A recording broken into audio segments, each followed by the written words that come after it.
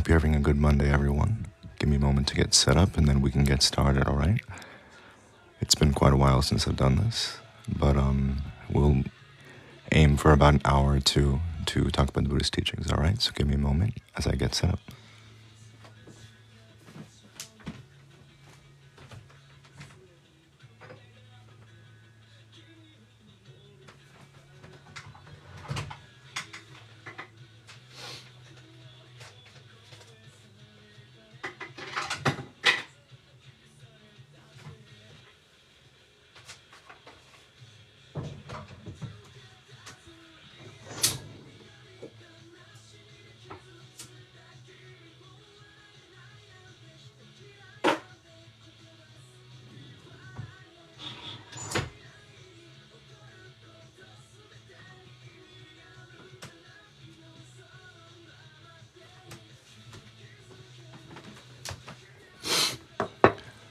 Hello, everyone. Again, I'm just getting set up, so give me a moment, and then we can get started, all right?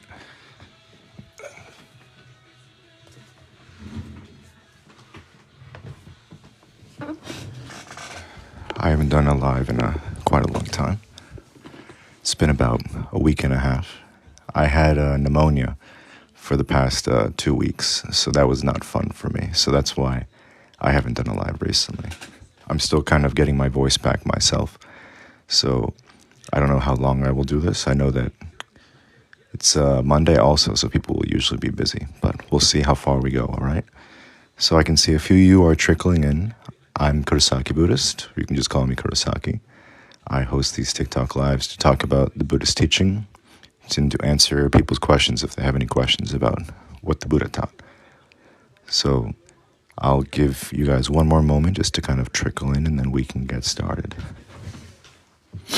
How I usually run these is you can ask questions in the comments, or you can join as a guest if you want to.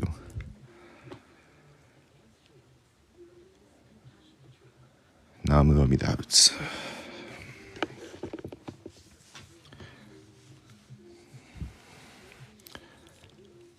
I know this isn't the usual day that I do these live streams, so I know that some of you will be either confused or you're not going to be tuning in, so it's okay. So I think it's about time to get started. What I usually do for these live streams is, for those who are Buddhist, we take refuge in the three jewels. So what is that? It's basically saying that you take refuge in the Buddha as your teacher, the Dharma as your teaching, and the Sangha as your community. It's a very simple thing, and if you're not Buddhist, you don't need to do anything. So let's do that real quick. If you're a Buddhist, put your hands together in Gassho, and let's take refuge in the three jewels.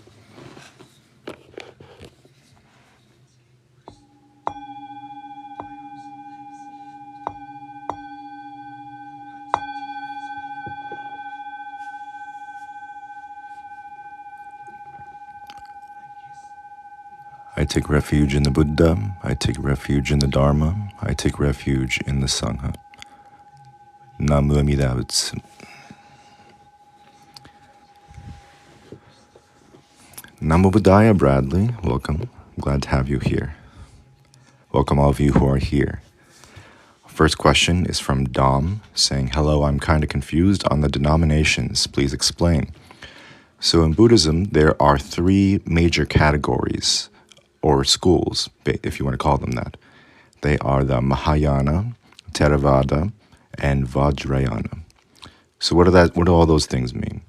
So in Buddhism, it's not like Christianity where there's different churches and each one is the one true church. That's not how Buddhism works. Rather, the teachings are going to be divided based on the ability of the practitioner. So those who practice Theravada will be those who focus on Pali scriptures. They will be those who follow the Eightfold Path and the teachings of the Shravakas, which means that they're trying to practice by their own efforts to cultivate the mind, to become aware of the Brahmaviharas, the different conducts, and they're trying to achieve arhatship, which is to become enlightened. Those who practice the Mahayana denomination, you typically find them in East Asia. Those are people who are going to not just become enlightened, but they're going to follow the path of the Bodhisattva, which has more rules and regulations on conduct and more goals on how you're going to liberate people and help others. Then there's Vajrayana. I'm oversimplifying, by the way. Then there's Vajrayana, which is a type of Mahayana, where you will work exclusively with a guru or a teacher on expedited teachings, really hard teachings to make sure you can get Buddhahood or, supreme enlightenment in one lifetime. So those are the three major categories of Buddhism. You can pick whichever one works for you. It's not like one is better than the other.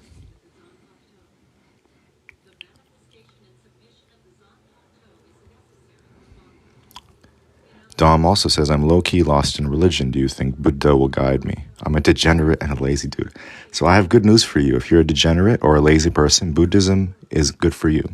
Because Buddhism is going to be for those who want to really work hard, and it's for those who are already working hard with their daily life and they only have a little bit of time for practice. So if you're somebody who struggles with diligence and struggles with being active, perhaps you can just try meditating a few minutes a day. You can read the sutras, the scriptures, a few minutes a day.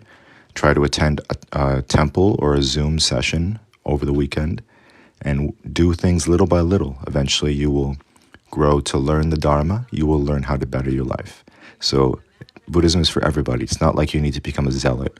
It's not like, some of those people on TikTok, these Christian TikTokers, they're out here saying that if you're not following all these different rules, then you're going to hell. Buddhism is not like that.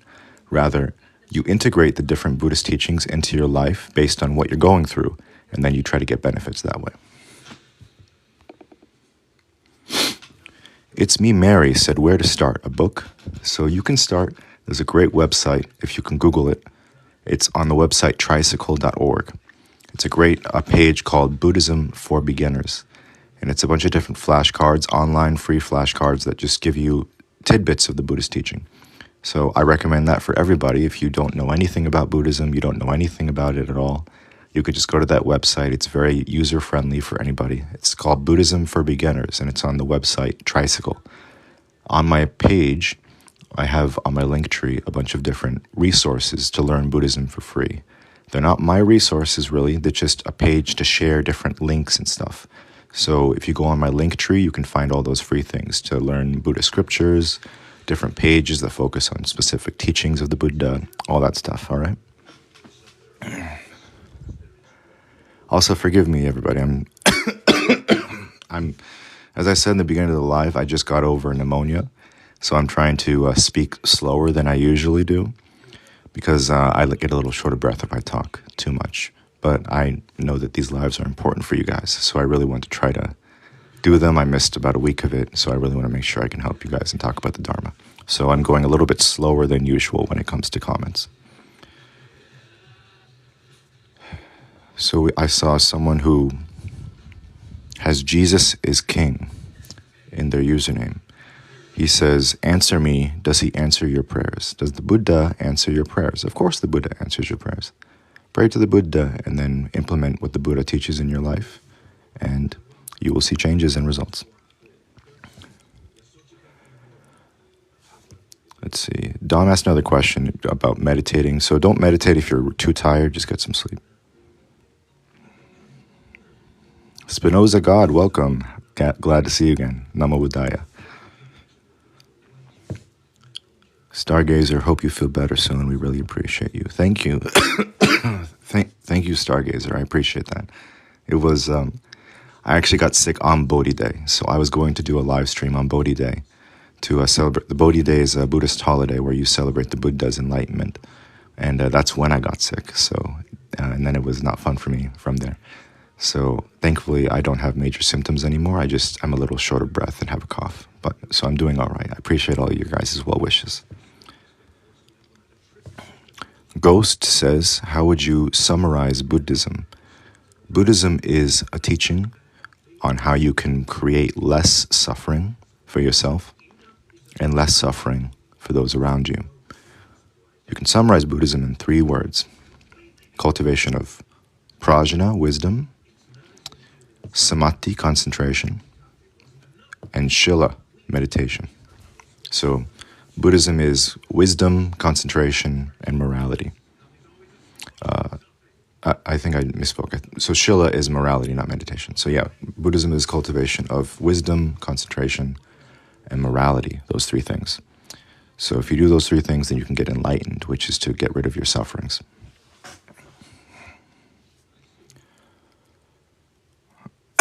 Someone with bros before, I'm not going to say the full username, says, do you guys believe in God? We do not believe in God.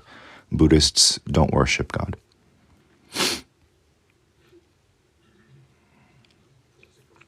Yeah, Dom, try to get some sleep. I appreciate you. Oh, and you're also sick, so I feel your pain. Everybody's getting sick around this time. I wish you well, and I hope you have a good night, Dom. Jason says, how you guys pray. So you can pray by trying to a spot. Actually, wait 1 second. Actually, 1 second. Sorry about that, everybody. I'm back. I had to do something.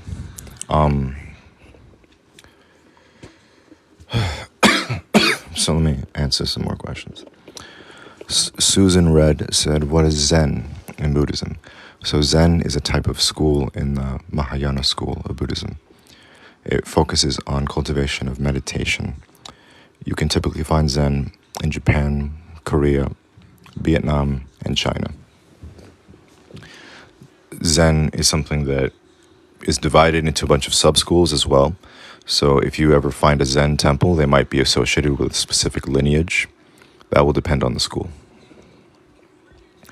Ghost says, why do you think we're here? We're all here because we're going through something called samsara, or the cycle of birth and death. So the Buddha talked about this, that as a result of our clingings and attachments, we go after things that are impermanent and don't last. And that creates our lived experience. We live through things, something called dukkha, which is best translated as dissatisfaction. As a result of this dukkha and our clinging, we then go through multiple lifetimes of suffering and dissatisfaction. That's why we have the experiences we have now. The way out of this suffering is to practice the Buddhist teaching to attain nirvana, or awakening to the truth of reality and getting out of that suffering.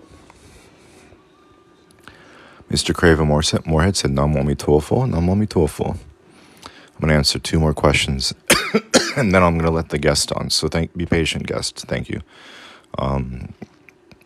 Taryn Dixon said, how do you feel about commercialization of mindfulness? I think it's very disheartening. It creates a distortion of the Buddhist teaching because people become mindful so they can be good at work and be good worker bees, rather than what real mindfulness is, which is awareness, and the awareness leading to less suffering and leading to compassion and equanimity and all those things. So commercialization of mindfulness is actually very dangerous. Magnus says, I live a life of constant corporate ladder climbing. How would you find peace? So what you can try to do is to change how you work so that you might cause less harm to other people. This includes being aware of if you're hurting others with your job. So if you are somebody who might be cheating other people or kicking them out of their homes or something, maybe you should try to get a different profession. Not everybody can do that. So if you can't change your job, try to change the approach in how you do your job and how you approach your job. So that includes being aware of what's going on. You can do mindful breathing, be aware of what's going on, but not say, oh, okay, I'm just going to be a worker bee. No, instead say, I'm aware that what I'm doing is a corporate ladder climbing. I have to smooze with a bunch of people. I have to try to impress a bunch of people. So let me just be really mindful of what I say, how I speak, and how I act. And perhaps I can influence others to live better lives. Okay, 1 more question and then the guest. So Slithermore, what is the value of joining a Sangha compared to independent practice? All Buddhists take refuge in 3 jewels. 3 jewels. The Buddha, who's our teacher, the Dharma, which is our teaching, and the Sangha, which is the community. There are 2 types of Sangha. There's the Arya Sangha, which is the noble Sangha. Those are the monks and monastics. There's also the general Sangha, which is the community of practitioners. Why do we take refuge in the Sangha? It's because if we practice by ourselves, it's very easy to get deluded. If you're doing independent practice all the time, the only person you're learning with is yourself. So you could easily get a misunderstanding and then keep practicing that misunderstanding. Instead, you should rely on other practitioners and especially rely on teachers so they can guide you on what the correct teaching is. Buddhism is around for 2,600 years, not because of independent practice, but because of the Sangha, because people have preserved the teachings as they were. All right? All right, I'm going to let the first guest on.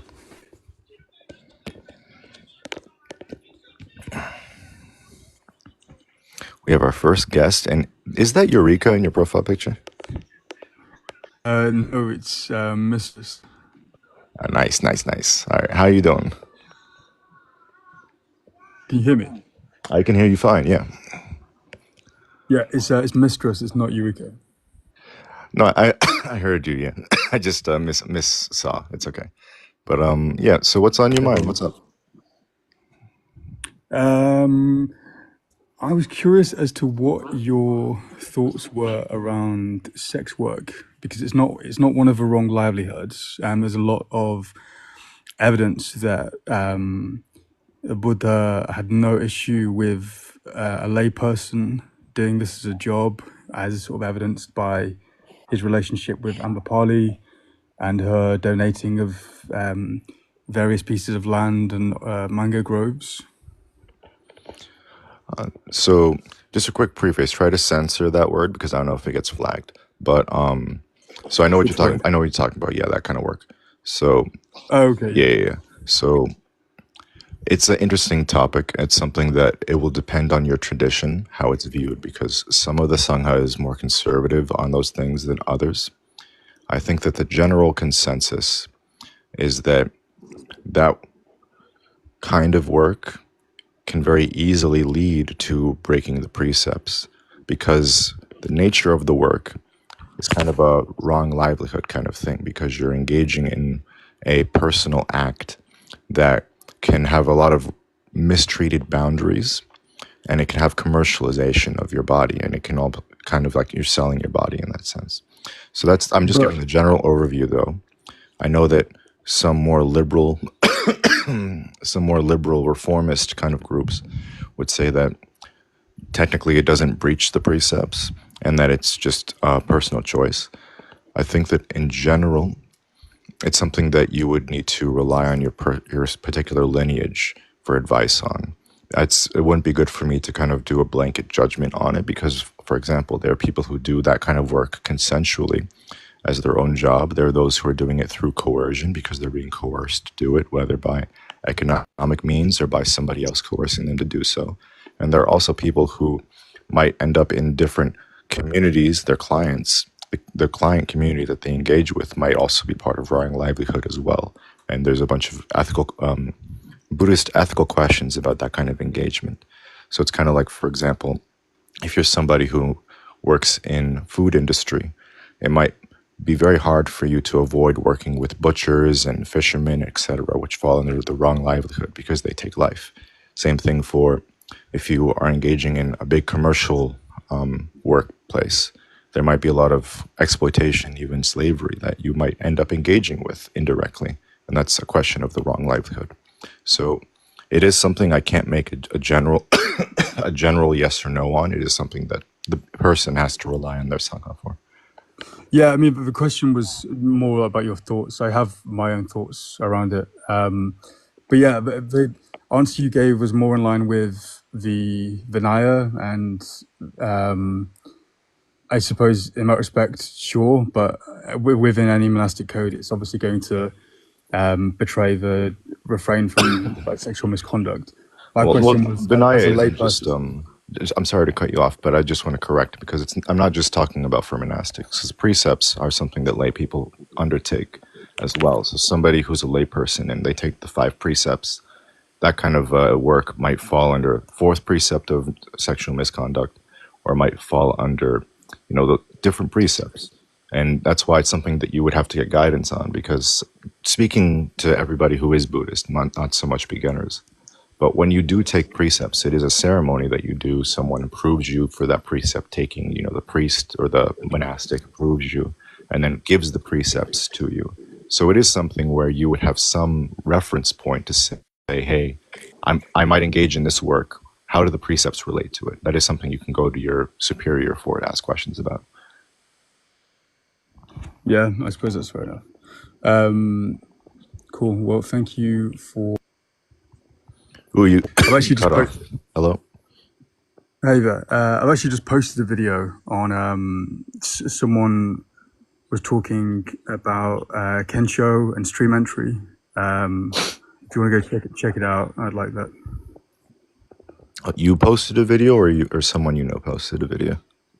I posted a video this evening. Okay, I'm gonna give you a follow so I could remember. There you go.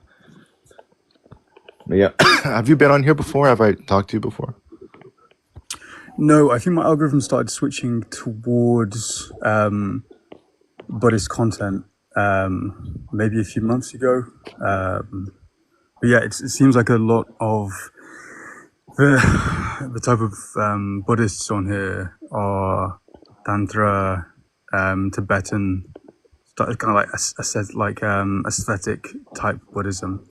Um, so it was nice to see your account to have a more moderate and granular approach towards explaining the different aspects of Paleo Buddhism and all the various branches. Yeah, I my page tries to be as non-sectarian as possible, meaning like representing everybody as possible. Yeah, I know me personally. I don't know if you followed my lives before. Me personally, I followed Jodoshu, which is in the Pure Land school. It's a Japanese school, and Jodoshu and Jodoshinshu are definitely, when it comes to social issues, might veer more libertarian, if you want to use a word. I don't like putting the categories out there because, again, it's like I'm not going to go out there and tell other people what to do if they're not part of my school. But yeah, when it comes to issues like you brought up and just general issues that are not as aesthetic, I think that my background has more of like no, insight on sorry, that. Yeah. So, but yeah, you disappeared. I can't hear you if you were talking. sorry, can you hear me now? I can hear you now. Yeah. Yeah, so I didn't mean ascetic. I meant as in Yeah, aesthetic, aesthetic, like aesthetic as in looks, or ascetic as in like withholding stuff. as in lux, because I feel the Oh, okay. Vajrayana Tibetan tantric side of things tends to lean towards people in that sense, especially when they're coming at the stuff from Abrahamic, like an Abrahamic formative experience. Oh, okay. I think that, there's going to be different imagery for different ones. So I wouldn't say Vajrayana specifically leans ascetic stuff. I know there's a lot of vivid imagery for those who might not be familiar, but all schools of Buddhism have their own imageries. So I know what you're talking about, though. There are those who are going to go to Vajrayana and say, wow, look at all this colorful stuff. So I know what you mean. Yeah. But yeah, going back, I'm still going to stop posting content on sort of early Buddhist Reconstructionism and sort of Paleo Buddhist content. So I'd always like your input. Yeah, you can. I'll check out your page after I do this live stream. You can also try to message me too, so I could remember. And I'm gonna go to the other guest who was waiting. But more Buddhist content is always better on TikTok. So I'm glad to hear that. Exactly. And thank you for putting yours out there as well. Thank you so much, Namo Buddhaya. Take care. Be well. Thank you.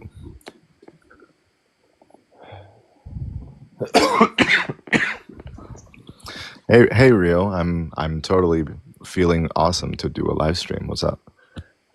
I know, I was about to ask, are you okay? Are you dying or something? What's going on? You're over here So coughing I, and I hacking. I had pneumonia for about a week and a half, but I'm all better now. I just have the remnants of it, so I have shortness of breath and coughing, but I'm fine. So I decided I might as well do something because I'm fine. I'm awake and I'm not on medications. So Honey, you don't sound fine to me. it's because I'm talking too much with. That's why. Aiyo. I need to slow down. I'll be fine. I'm okay. People will get the Dharma, and then if I feel like I'm coughing too much for people to understand me, then I'll get off. Mm. It's for all sentient beings. I must do so. While you're over here suffering yourself. Yes, yes. Isn't that what bodhisattvas do? We suffer for others. Mhm. Anyway, enough joking. So I'm going to go to the next guest here. We have AD0216. Hello. Hello. So I am new to Buddhism, so I'm going to ask you some questions, and I hope they're not offensive. As long as you are authentic and honest and you don't try to be offensive, I think we'll be fine. So go right ahead. Sure, sure. So you said earlier about the Sangha, like the community.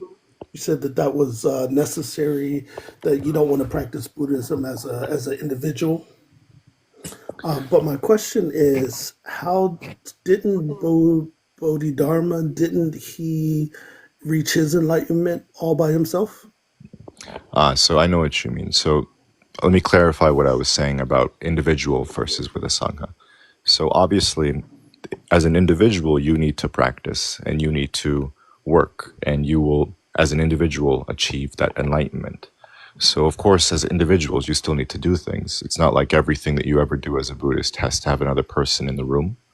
So, Bodhidharma is somebody who did achieve a lot of attainments on his own. But at the same time, Bodhidharma wasn't, you know, uh, what's the word? He wasn't like an introvert. He wasn't, I don't know what the word is, but he wasn't somebody who didn't talk to anybody his whole life. He still Right, I interacted got with you. people. He especially taught with people, and he especially, and this is the important part, is he worked with other monastics and other teachers as well. So it wasn't like he was doing his own thing and said, I am the only one who's doing this. He was going to temples, he worked with temples, and that's really what, as a layperson, you want to do, is that you want to be involved in some way with the rest of the Buddhist community so that you're not on your own doing your own thing and then you don't know what you're doing. That's the main thing about having a Sangha. Okay, I get that. And so then my next question is, where I and I know this might be a ridiculous question, but where is a good place to start? Because there's so many different sects and groups. There's, Theravada, Mahayana, Zen, all of these different groups, and it's a little overwhelming. So where should a layperson start? So it's going to be looking at some, what you're going to do first is say, why do you like Buddhism? So I'm going to ask you that. What do you like about Buddhism? Just off the top of your head. I like the fact that it's working on yourself and your mind and doesn't have any of like the dogma that Abrahamic religions have. Okay. So And I just to bounce off of that, so what is there a meditation that you like about it specifically? I know you talked about the dogma stuff, but like, is it having being happy? Is that what appeals to you? Is it the idea of helping other people? That's more so what I'm pointing to. What about Buddhism appeals to you in the practice? well, just from the little bit I've read that more or less the science of mind, like learning how your own mind works and our place in the world and in the universe. Okay. So I think that a good place to start with that is for anybody who is watching, this is a good place to, if you don't know anything about the Buddhist teaching and you just want to explore and say, where do I get started and how do I get talking with people? You talked about Buddhism in mind, so you can Google about it. What is mind in Buddhism? And you can find the little topics about explaining it. And then from there, then you could say, okay, are there Buddhist schools that focus on mind, on cultivation of the mind, practicing with the mind? There are many different ways that the mind is observed in different schools. For example, in Tibetan schools, they will veer towards Vajrayana, but they're going to go through the whole big thing because they're going to unravel all of the answers about mind from the very beginner stuff all the way to super advanced, depending on how ready you are for that. There's going to be the Theravada view on mind. They're going to talk about mind in their own way. There's going to be the Zen schools where they're going to talk about sudden enlightenment. They're going to talk about cultivating the Bodhi mind and the Buddha mind and all of that. So depending on which school is talking about the topic you like, then you could say, okay, let me try to find some temples associated with that school and attend the temple and see how I like the practice. Does that make sense? It does. It does. That helps. Great. So I If would And I may, say, before I jump down, go ahead. What'd you say? if I may, before I jump down, what the Buddha taught by Walpola Rahula is an incredibly succinct and comprehensive. It's a small book, maybe 100 pages long, and it documents all the core doctrine across all branches of Buddhism, all the core fundamental beliefs. I've read it countless times. It's It's an affirming read every time. I'll happy to email it to you if you I'll DM you after this call and I'll send it over to you. Okay, yeah. Or what was the name of the book again? What the Buddha taught. Okay. And as an aside as well, if you go on my page and you go on the Linktree link, I have all free resources there to read about Buddhism. So there's free books you could read there for free online and articles, whatever you like. So if that's something that interests you as well, that's on my profile page. Okay, awesome. Just one last question. Because it sounds like, and again, forgive me if this is incorrect, but it sounds like the different groups or sects, they kind of have their own approach to enlightenment. So is that a correct idea that there are different ways or different paths? There's not just one path to enlightenment. There's different ways you can achieve that. There are different paths within Buddhism, is how you can understand it. So think about how if you go to a university, there's going to be there's the School of Economics, and they all have their own curriculum to get the economics degree. So there is going to be the professor who he really likes this method. There's going to be the professor who teaches these courses or those courses, but they all go towards that economics degree. So in the same way, you have Buddhist schools, and they teach different ways, but they're teaching different ways for their class, for their students, so that their students can all get the same degree, that enlightenment. Okay, I think I got that. So like if you're a really hands-on person, you're someone who really works through practice and hands-on stuff, maybe there's a school for you that really focuses on meditation and breath and body and stuff. If you're a really intellectual person, there can be a school that focuses on study and scriptures and all of that. If you're someone who really likes rules and lists, there's schools for that too, where they focus on the rules and the regulations and the morality. So it's going to depend on how you do things in life, how you learn. Yeah, what is the purpose of the chanting that's in Buddhism? What is the science behind that? Here, real quick, to a comment before I forget. So, not Kyle IRL said, is the message of Bleach Buddhist, asking to see if I should watch. Bleach has a lot of Buddhist influences and little fun things in it. The message is not explicitly Buddhist. There's Buddhist themes, but it's not like a Buddhist anime. It's not like Buddha approved or something. But there are themes in it that talk about samsara and rebirth, about selflessness and compassion. So if you like that stuff, Bleach is very big on themes. So it's a good anime. Yeah, so back to what you were saying, AD.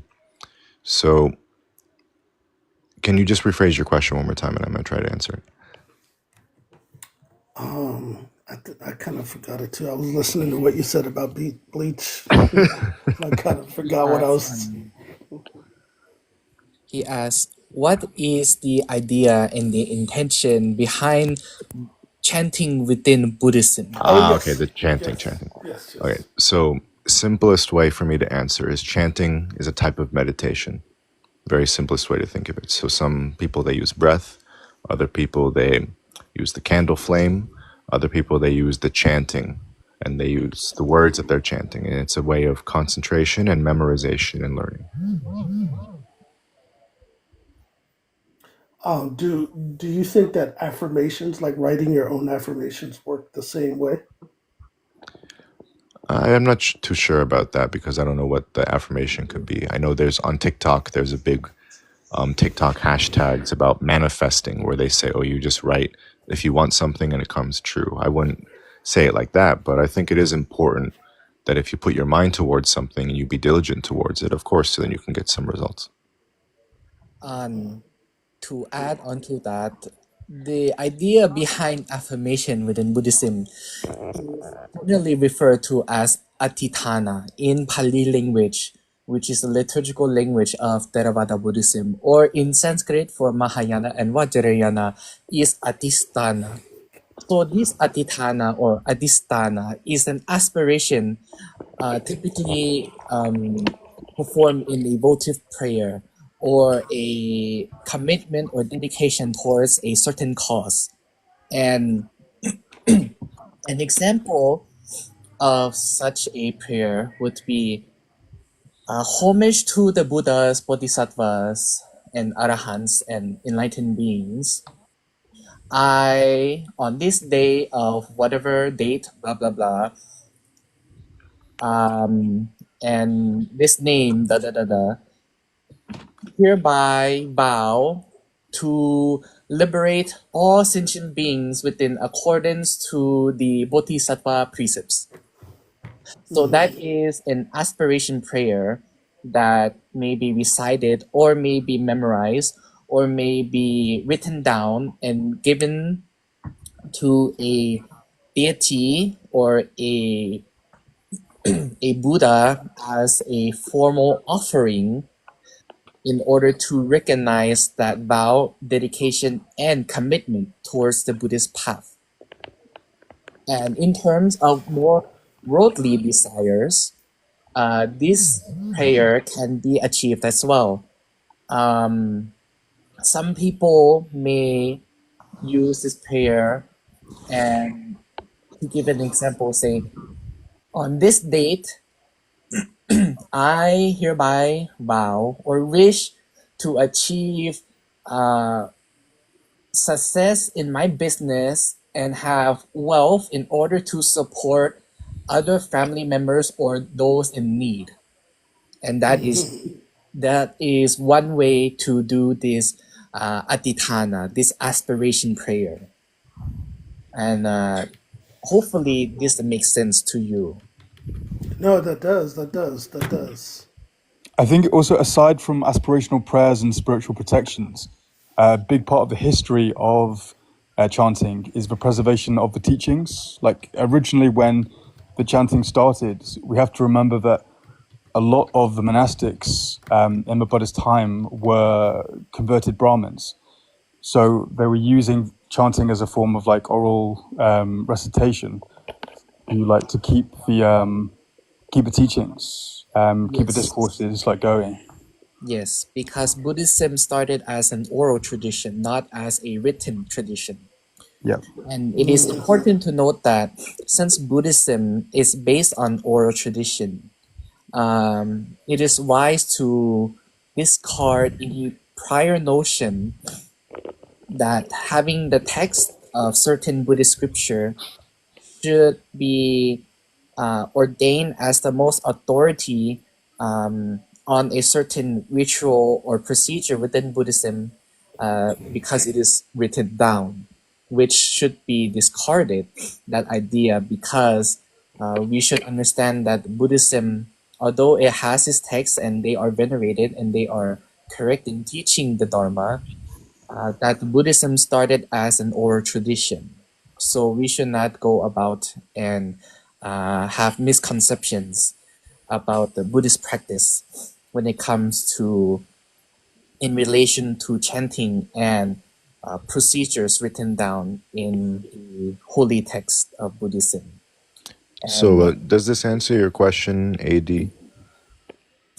It does. But I mean, it's kind of raising some more questions, but um, it does answer my question. Yes. Very good. So, my number one recommendation to beginners is once you can get familiar with a temple, then you can start asking those more personal questions to your sangha itself. So I'm happy to be a resource for anybody who wants to hear things, but I always encourage, if you can get to a temple, get to a priest, get to a monk, and then they can give you guidance from there too, because there's me, I'm a layperson. I have a lot of things going on during my day, whereas the priests and the monks, they're doing things 24/7 for the Dharma. So they're going to be the experts. And they can also know you. They get to know you. They see you when you attend the Sunday service for the meditation centers, and you build a relationship. So they can also help you good too. So my biggest recommendation, you like the mind stuff, try to find a temple near you, see if they have a meditation session or a Zoom session, and then go from there. All right. Yeah. Thank you. Yeah, no problem. And you're always welcome to come back as well if you have more questions, or reach out to me or Rio or and stuff. Yeah, this is my first time finding your live, but I obviously followed you, so you should come back up next time you go live. So yeah, I'll keep coming back around. Awesome to hear. Thank you. Have a good night, man. Thank you. You too. Thank you, everybody. Thank you.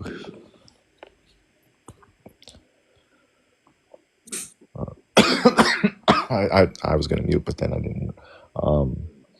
All right, we'll see how long I can do this stuff. I think I'm getting the hang of talking slower. I think when I talk fast is when I cough. So let's say hi to Praxis. Welcome back. How you doing, man? I'm well, but you're sick today? So I had pneumonia for about a week, and now I just have a cough. So I'm okay. Uh, Other than that, were you hospitalized? I was not. Thankfully, I just had medication, and I had to be in bed for too long. So He's lying to you. He's not okay. yeah, imagine I'm just like up. You just hear the nurse coming in the background saying, "Oh, go to sleep, sir." Well, I'm okay though. Don't worry, I'm okay. may all Kurosakis be well. Appreciate that. Thank you. Thank you. Sad.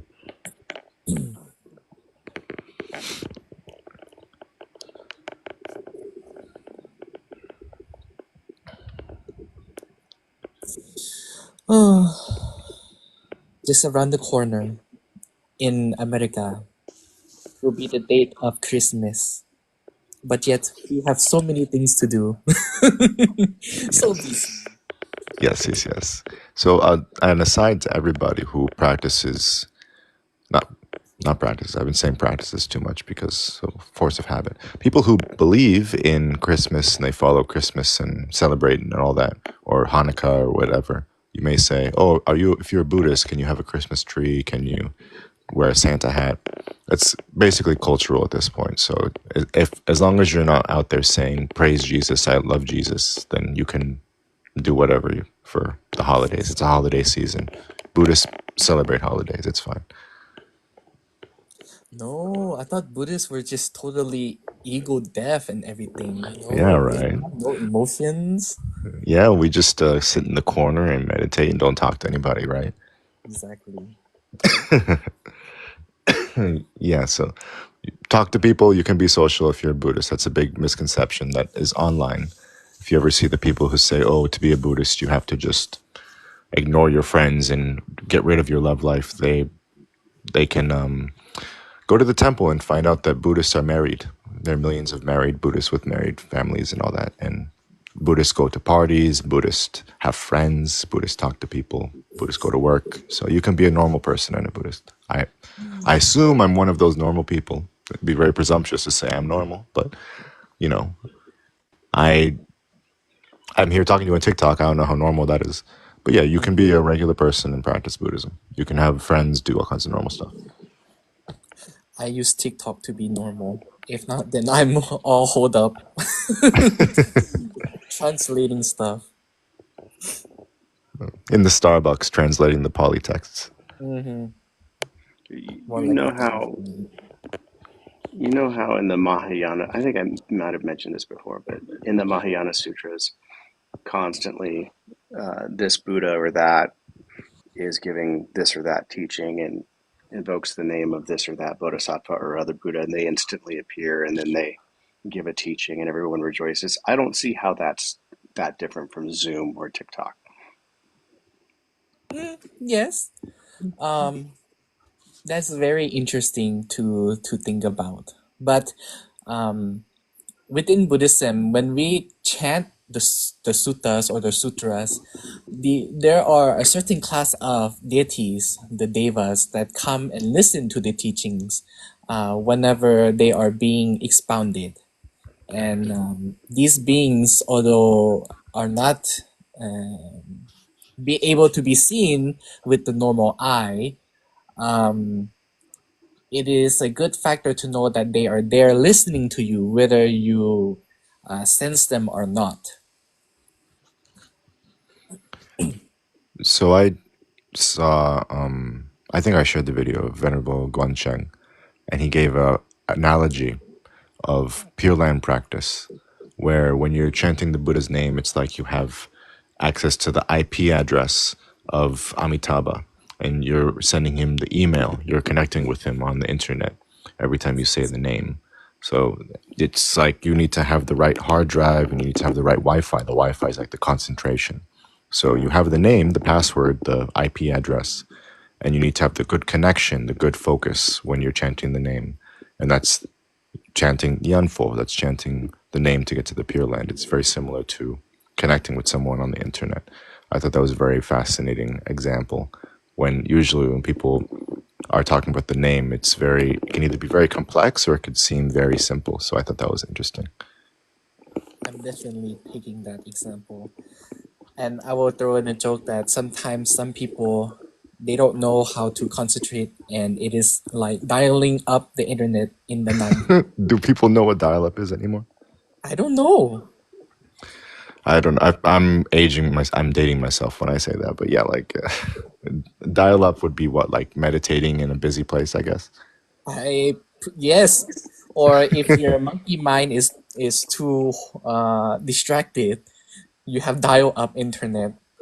Yes, and when you're just being a bad person, you're on airplane mode. No connection to the Buddha Dharma. No Wi-Fi. No Wi-Fi. Bluetooth maybe. The Bluetooth is the Buddha trying to remind you, through his mind. He's saying, hello, are you still there? Yes. Bluetooth is when you go to the karate place and they have the Buddha statue next to the Gundam statue. with a cross on top, you have to remember. Yes. That's an inside joke, by the way. One of my family, they do karate for their kid, and I went to the dojo, and it was very much a mixed match of everything, and I found it fascinating. They had Gundam next to the Buddha, and it was a Thai Buddha, not a Japanese Buddha. It was something. And the sensei was talking about Jesus. I don't know what's going on there, but not my business. Just for the aesthetics. Yes. I have a question about the divas. The divas or the devas? Devas, yeah. I know plenty of divas, talk but about also I know divas. about devas. We can So- talk about divas, that's fine.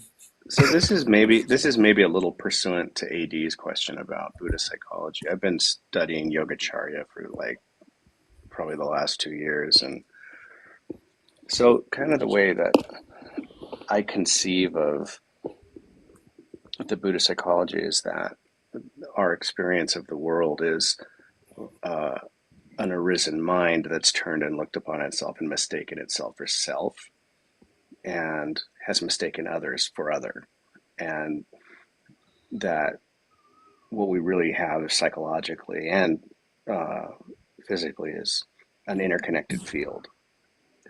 And so when I think about devas and asuras and gods and hungry ghosts, etc., Buddhas, bodhisattvas, I think about I conceive of that as being sort of aspects of the mind's experience of the universe. And so my question is, for you guys, the practice that you and the disciplines that you are in, do you see these other beings as being more of actual manifestations of other entities in the universe and existing in other realms, or how do you experience that aspect of the practice and the teaching?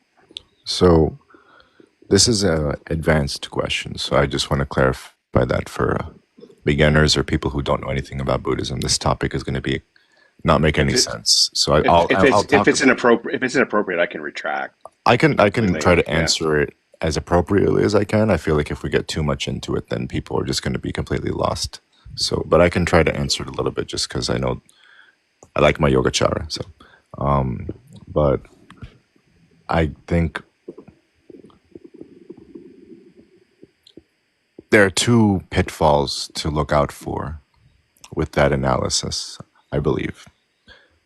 The first pitfall is an overly idealist pitfall, meaning believing that everything is not real and that can be a pitfall because then it can make you very careless in how you approach reality. Because if everything is not real, then not real is real. There's no anything that you can compare the not real to because you're saying everything is not real. So it just kind of negates itself. You still have to deal with reality. If you hurt yourself, you're still gonna hurt yourself even if you tell yourself it's not real. So The way, that's the the way I manage that, I recognize that as being nihilistic, and the way I manage that is recognizing that the ayatanas represent actual phenomena, but they're epistemologically uncertain. Because they're epistemologically uncertain, concerning myself overly with them is of no utility for the practice. That's how I manage that. I thought about that for a really long time. That's good. That's good. So you were able to get over that pitfall because that's a very common pitfall that can happen for people who delve into Yogacara stuff. So that's the first one to avoid. Another one is not really a pitfall, but more so just a kind of guideline on how to approach it. And this is coming from my look into Huayan teachings. So obviously very good beginner topic, not really. Huayan is way too complicated, so I'll try to answer you and do justice, but also not get too into it. I think that it's always important to, for the sake of clarity of the mind, to rely on different categorizations of the mind and how it interacts with reality. I think that Majjhimaka does this very well, but Huayan does it too, where you can think about, I'm a visual learner, so this visual analogy helps me a lot. I don't know if you were, I've said this example before, but I don't know if you were here for that. It's the example given by Fazang of the lion and the mirrors. So if you could picture a hexagonal room, and in the middle of the room is a candle and a statue of a lion. And on all of the walls of the room are mirrors. As a result of the candle and the lion in the middle, there's going to be reflections on all of those mirrors. And those reflections are also going to reflect each other off of each wall. So the question of this analogy is, where does the reflection originate? If it comes from the statue's reflection is going into all the mirrors. It's created by the candlelight and hitting all those different mirrors. If you say one reflection is the origin, you cannot, because they're all reflecting each other. And then if you say, well, none of the reflections are real, that's also not true, because the reflection is going to be there whether you see it or not. It's just the candle that lets you see it, that creates light for you to see. So the answer to this analogy is that it is the luminosity of the mirror is where the reflection comes from. So the luminosity means that you need the mirrors, the candle, the statue, and your perception all to come together for there to be a reflection. So those are all different layers that kind of come together for that perception of what we claim to be real, that reflection. So if you can view reality in that way, it makes it a little bit easier to not fall into extremes, because you kind of break everything down into its component parts, and you require your mind to remember those component parts, to, first of all, not assume everything is real, but also not to assume everything is unreal. Does that make sense? Yeah. Yeah.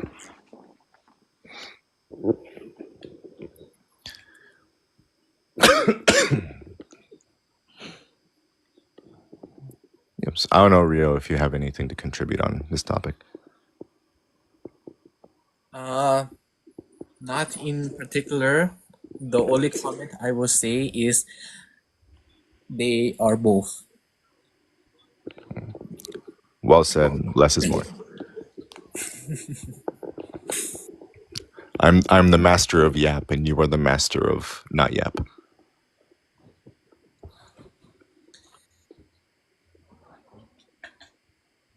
I take the path of Majjhima Maka. the path of the middle, which is actually, Madhyamaka is actually taught in the Pali Canon. Yeah, that's where it's from, right? The middle way. But the term is slightly different, but there are several suttas describing the middle way. It's very interesting.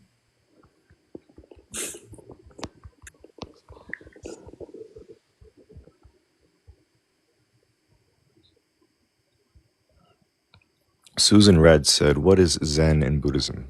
A lot of people like Zen tonight. This is not the first question about Zen. Zen Buddhism is a school of Buddhist thought. You can find it in East Asia, typically in China, Korea, Japan, and Vietnam. So Zen focuses on meditation and the idea of Buddha nature and sudden enlightenment. However, Zen also has sutras and teachings, especially in China. It's going to be mixed with a bunch of different Buddhisms. But Zen is going to be relying on Mahayana sutras.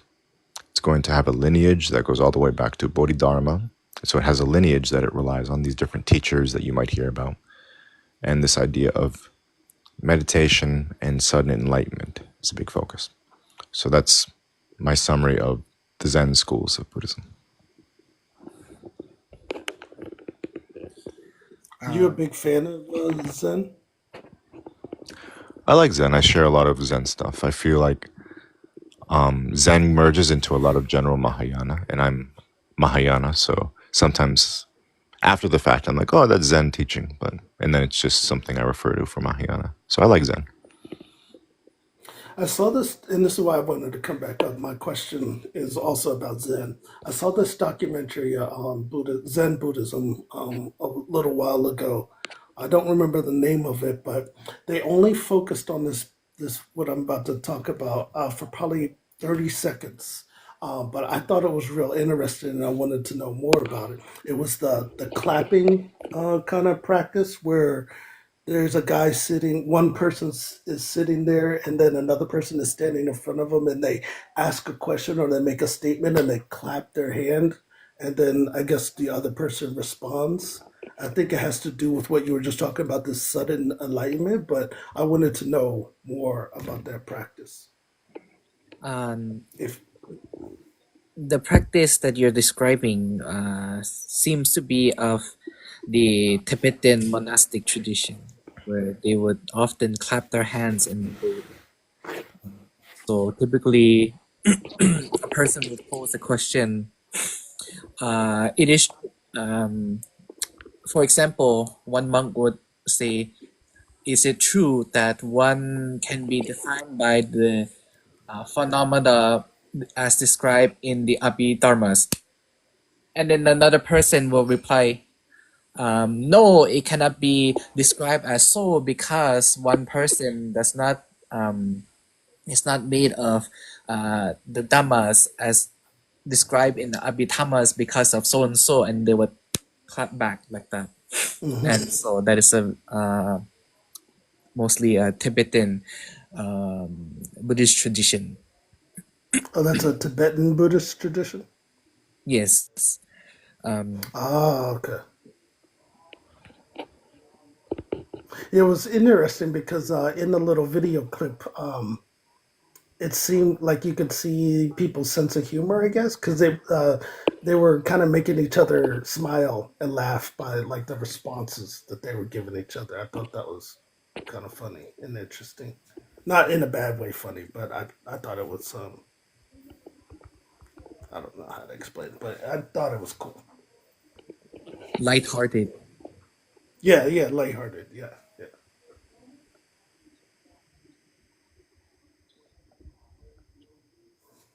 That's all. That's all I had. I just wanted to know more about what that practice was about. Yeah, no problem.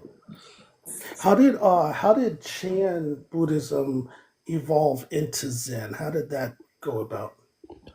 So it's a big history question. Long story short, Japanese masters went to China and they learned from Chinese masters and brought it back to Japan.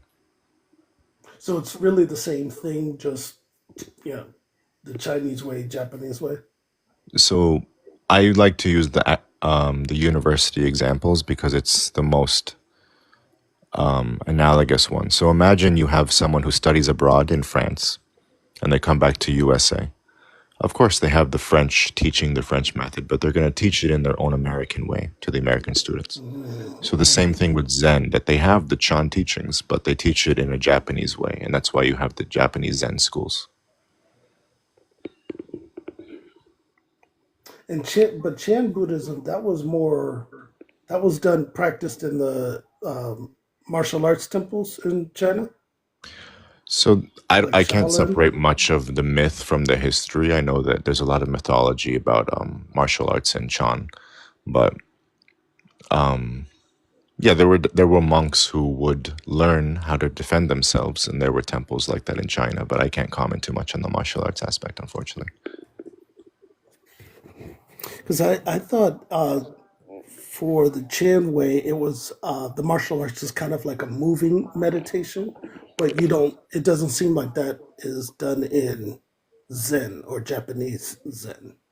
Yeah, I can't comment too much on it. Like especially Shaolin stuff is a lot of mythology, so it's hard for me to pinpoint. Oh, this is a Buddhist thing versus this is a myth thing. So, like for example, there's a big myth that Bodhidharma invented kung fu. That's a like a tall tale. That's not really a real thing. Bodhidharma didn't say kung fu leads to enlightenment or something. Gotcha. I have heard Shaolin that. exists and there is martial arts, but I can't comment on the history of martial arts. You know what I mean? Yeah.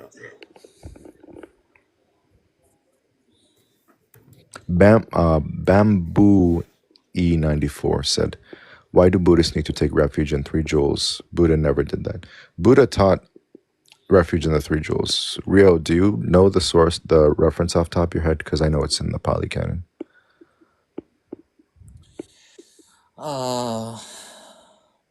So one example of the ideal of refuge seeking of the triple jewels in the Pali Canon can be sourced to the Jaka Sutta, where the Buddha is telling his followers, here, mendicants, are the teachings of this Dajaka Sutta, the banner, top of the banner sutta, or discourse. And so in this discourse, the Buddha is telling monks that if they're out about in the wild and they're meditating and they find themselves coming across the emotion of irrational fear or, you know, being put in danger, he tells monks, if you are in danger or have fear, just like how Indra, the chief of the gods, raised his banner against the asuras, which are like the demigods. If you look at top of the banner, in resemblance, that shall represent the Buddha, and it goes on to Varuna, which is another deity, and Pajapati, which is another deity, and so on and so on. And so the Buddha says, remember the teachings of the Buddha and remember what a Buddha is, just like how you look at top of a banner. And remember the qualities of the Buddha. And that is part of the first triple gem. The second one is the Dhamma, the teachings. As you look at the banner, remember the teachings of the Buddha and what it represents and what the goal is. If you cannot remember the teachings of the Buddha, look towards the Sangha, the community of monks, the community of priests, the community of refuge takers.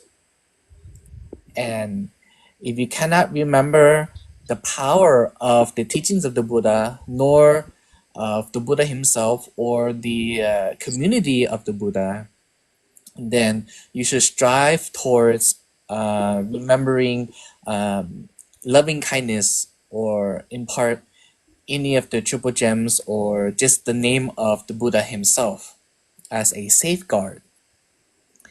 And this course primarily focuses on the teachings, on the representation of the triple gems of the Buddha, of the Dharma, and of the Sangha.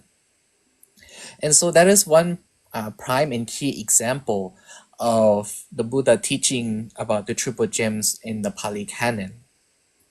Another one would be, of course, the teachings of refuge taking, of taking the five precepts. You know, in Theravada Buddhism, when one person takes the triple gem refuge and the five precepts, they would say, "Oh, Putang Saranang Gacchami," I pay homage to the Buddha and take refuge under the Buddha. And it goes on towards the teachings and to the community. And so the Buddha has taught this as a way to protect oneself from spiritual danger and psychological danger and physical danger. Very well stated. Thank you, Rio. Yo, brother, what's up?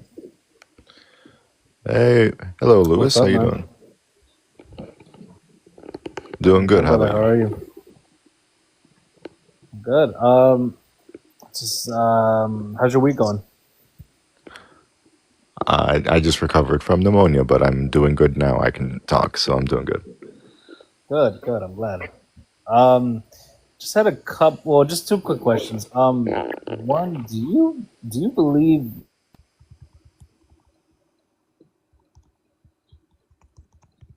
You disappeared. I didn't hear your question. Hello. Now Sorry, I I can think hear you. you know. Perfect. I was gonna say real quick. Do you think the past itself exists, or every single day, presently, is what we should value the most? Like, does the past really exist? It's important to remember the past so you can learn from it. Generally, all you can influence is the present. Mm-hmm. Mm. Do you think? I know someone here mentioned reincarnation in the comments. Kind of came here a little late. Do you believe, or not you, or Buddhism in general?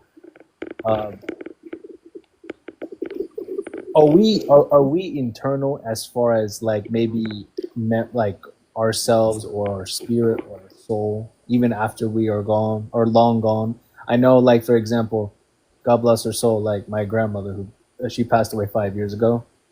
I still have fond memories of her taking care of me when I was a kid. My childhood, her seeing me graduate high school, et cetera, et cetera. And I know I'm 27. I just turned 27 November. I know when I'm in my 30s and 40s, et cetera, et cetera, she's always going to be a part of me. But I know where she is spiritually. So, do we live like continuously with I guess through memory, or you know? Memory is very important. You can see in a lot of Buddhist communities, Mm-hmm. remembering ancestors and family is important because it helps you reflect on what you learned from them, on your experiences with them, and you can preserve that for others as well. So there's a lot of benefit in remembering your family and remembering people in your life who have passed away. Also, there are dedication of merits to those who have passed away in Buddhist practice. So you see that in dedication in the Shirigarbha Sutra or the Earth Store Sutra, where you can dedicate merits of that sutra to your family members who may be hungry ghosts or may be in the hell realm, wherever, or just generally in the afterlife. Also, when people immediately pass away, there are Buddhist funerals, and they're going to depend on the sect. So Theravada, Mahayana, Tibetan will have their own version of funerals, where there will be prayers for the deceased and etc. And typically that's going to be cremation, but you might still have a family shrine, or you might have a plaque or something to remember them by as well. do Buddhists believe in like heaven or meaning like reincarnation? There's heaven and there's also reincarnation. Is reincarnation their an attribute of heaven or their perception of heaven? Even if you are born into heaven, there's still going to be rebirth. Rebirth is going to happen because we live in a world that is dependently originated. That means that cause and condition influences all of our experience. So when you pass away and you move to another existence, that existence is not going to be forever. It will have cause and condition. It will have highs and lows, happiness, sadness, all of that. It will have life and death. So maybe you want to go to heaven and you can choose that. That's fine. As Buddhists, we are trying to transcend this cycle of rebirth, of reincarnation to get enlightenment. So heaven is not our end goal. Do for example, I know in other religions, like Roman Catholics or Christianity, etc., they go to church or they get baptisms and stuff like to wash their sins. Does Buddhism have kind of like their own way of, I guess, washing a person's vices or their sins away? Is that like with meditation? Is that through enlightenment? How does someone do that? So I posted a few videos from monastics who talk about this. So the most recent one you can find on my page, a few videos at the top of this, from the top of the page. It's an English monastic in Theravada tradition. He has orange robes. He's talking about sins and repentance. Generally, the Buddhist view on sin and repentance is going to be that you need to forgive yourself and you need to make the change. So it's not like the Buddha is going to wipe your sins away. You still have to do the effort. It's important to repent to the Buddha and all that because you're holding yourself accountable to the teacher, someone who's teaching you a way to be better. So that's where that can come in. But you can't change the past. You can't say my sin is washed away. You still have to do better and do good for the future. Do you believe Buddhism, out of all the religions, is more of a direct approach than more of a, I guess, a spiritual promise, I guess? I can't comment too much on other religions. All I can say is that Buddhism you have to practice. You can't just identify as Buddhist and then do nothing that's Buddhist. So you do have to do Buddhist things. There's also a faith aspect too, though. There's going to be ritual and ceremony, but it's not exclusively one or the other. You do both. You do both. Have you? Can I make a comment on that? Yeah, Sure, please. go ahead. Yeah, please. So, Buddhism, one way you might think about Buddhism is an ethical framework that guides your decision making and action, whose result is the reduction in suffering or ill being. And so it's non transactional, right? It's not like I do good things and I get good things. That's not exactly what that means. It's more like if a car is moving really fast and you just apply gas, it'll go faster. If you do nothing, it'll continue to drift. So you need to hit the brakes a little bit if you'd like that car to stop. And that's what Buddhism can help us with, is getting the car to stop. Interesting. Do you I don't know what the process would be for someone that would be interested in probably giving their, I don't want to say giving their life, but like, going their path of enlightenment through like a Shaolin, I guess Shaolin monk. I'm assuming that's what it is. Go to a temple, etc. Is there what would that process look like? That application process look like? Like is it like 12 months? Is it 24 months? Is it like what is that like? The process of what exactly? I'm trying to understand. Someone that, well, I'm from the videos I've seen, like people will go to like a temple, shave their head, practice Buddhism, practice enlightenment, meditation, etc. Try to find like inner peace or inner self enlightenment, in the temple and stuff. I don't know if that's a life thing or they're only there until they find peace, and then they go off into civilization. I don't know if that's I know what you mean, yeah. So the people who shave their heads and all of that, they're called monastics or monks. They're part of what's called the Sangha. So that's typically a life commitment, but it's going to, some schools, they have it where there's an in between. You see that in Japan where they become priests rather than monks and they take limited vows. So those are monks or Sangha. Regular people can be Buddhist too, though. Regular people practice Buddhism. You don't need to be a monk to do Buddhism. To be a monk is good in that you can devote all of your time to the Buddhist teaching, but you don't need to be a monk to be a Buddhist. Have you ever played?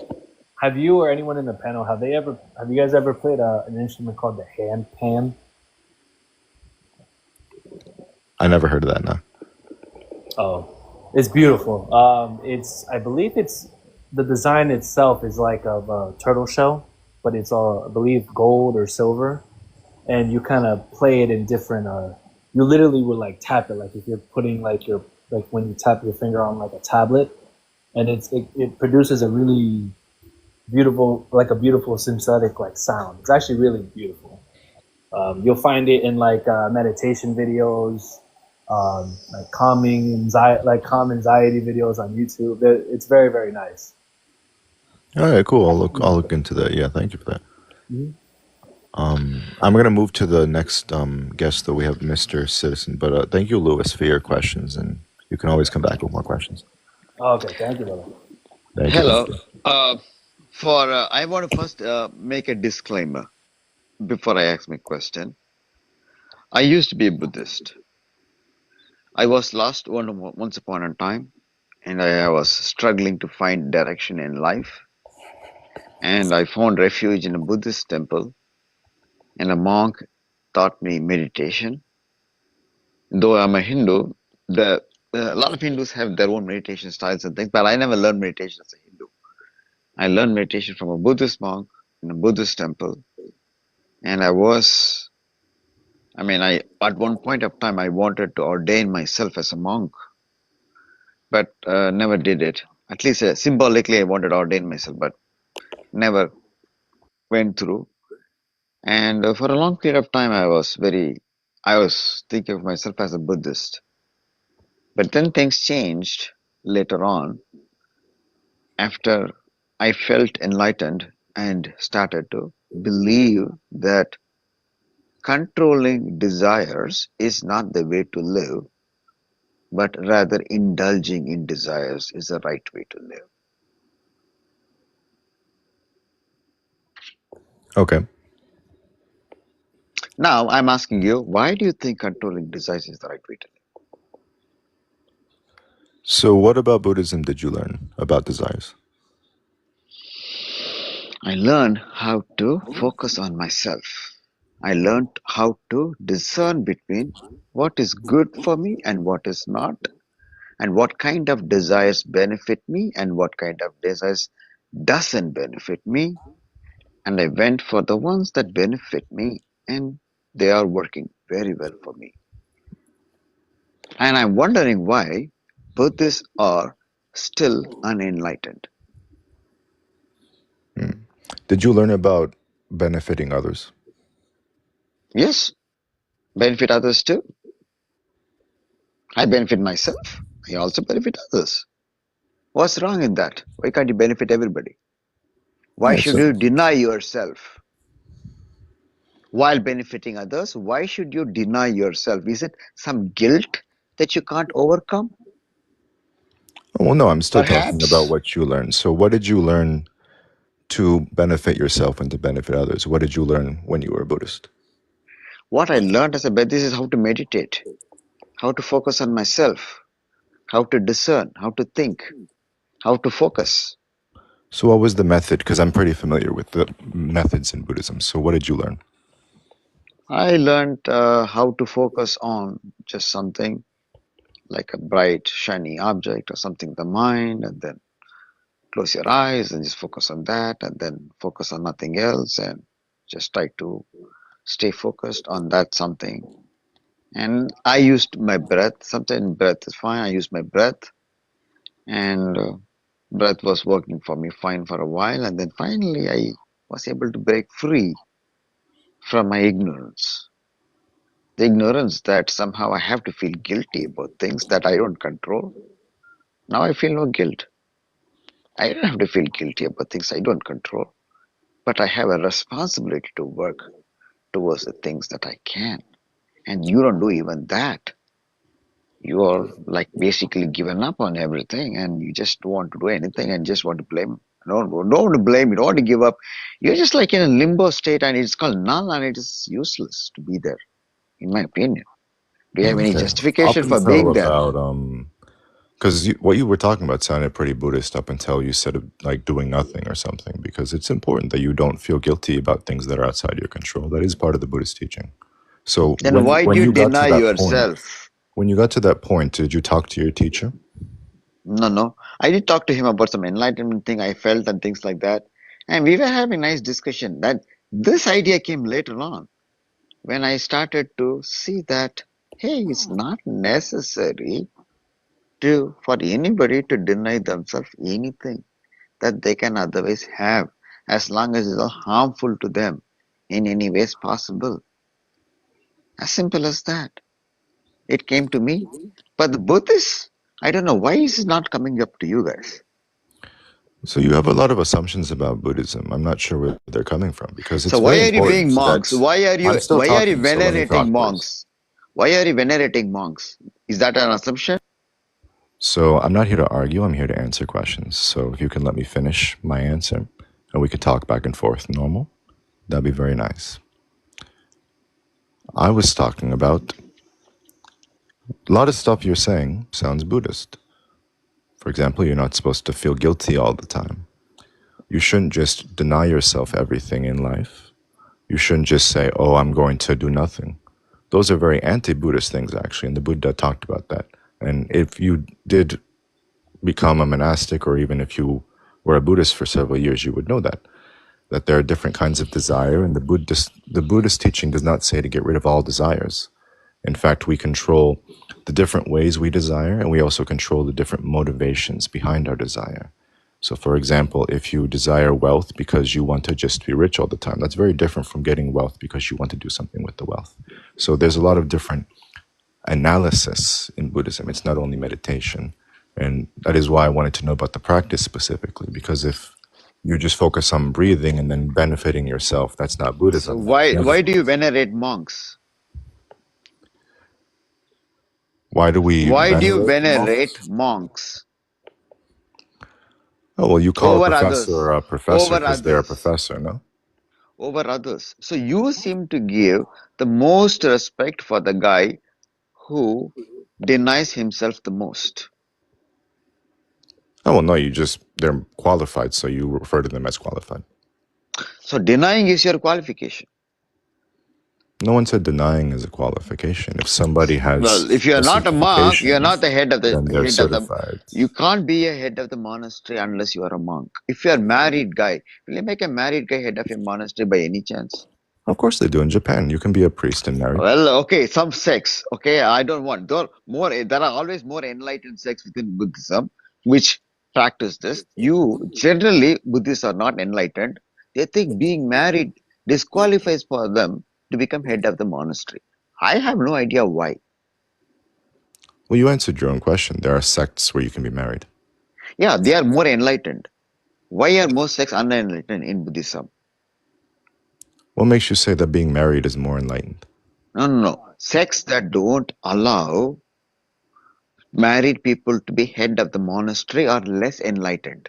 The sects that allow married people to be head of the monastery is more enlightened. Why is that? Why is that? Because they know more in life. The guy who has denied himself sex does not know anything about sex. Since he does not know anything about sex, he doesn't know much at all. He's an idiot. Why are you so angry at the I am Sangha? not It's very angry. I'm just interesting. calling somebody an idiot. It's a judgment, sir, not anger at all. I'm laughing and saying it's a judgment. Why you have so much judgment against the Sangha is probably a better question. No judgment. I call them deniers. and they are spreading incorrect ideas, and they are being silly, very, very silly, like children. I don't want anything. I don't want anything. I'm going to get away from everything. They are very scared.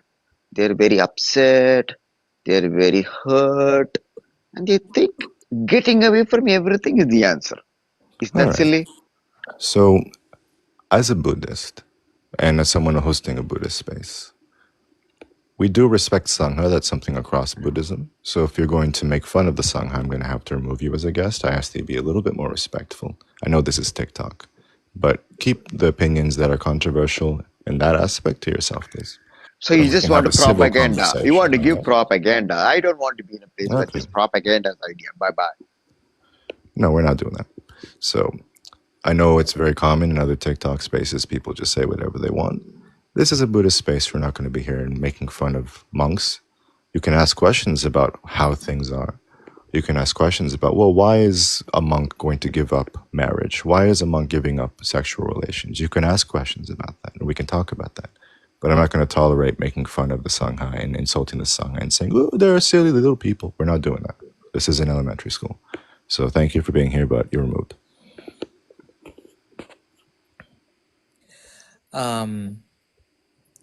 If the person is still listening, if we are to compare the Sangha in Buddhism and Brahmanism or Hinduism in general, do not the devotees give praise and veneration to the Maharishis, to the great Mahadevas, to the great uh, sannyasi?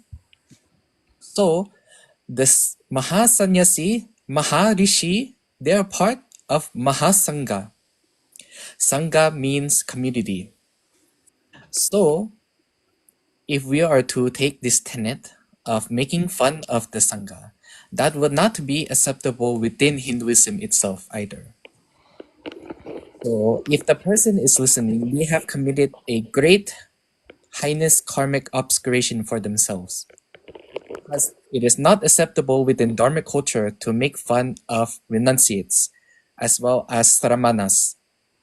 The great Sramanas, the great Maharishis, the great sannyasis, they lead the people towards Dharma.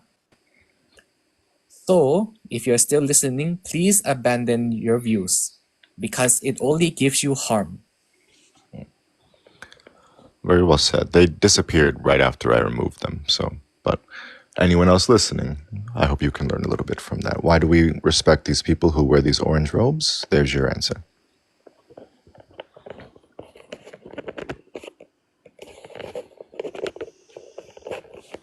I just did not want to comment.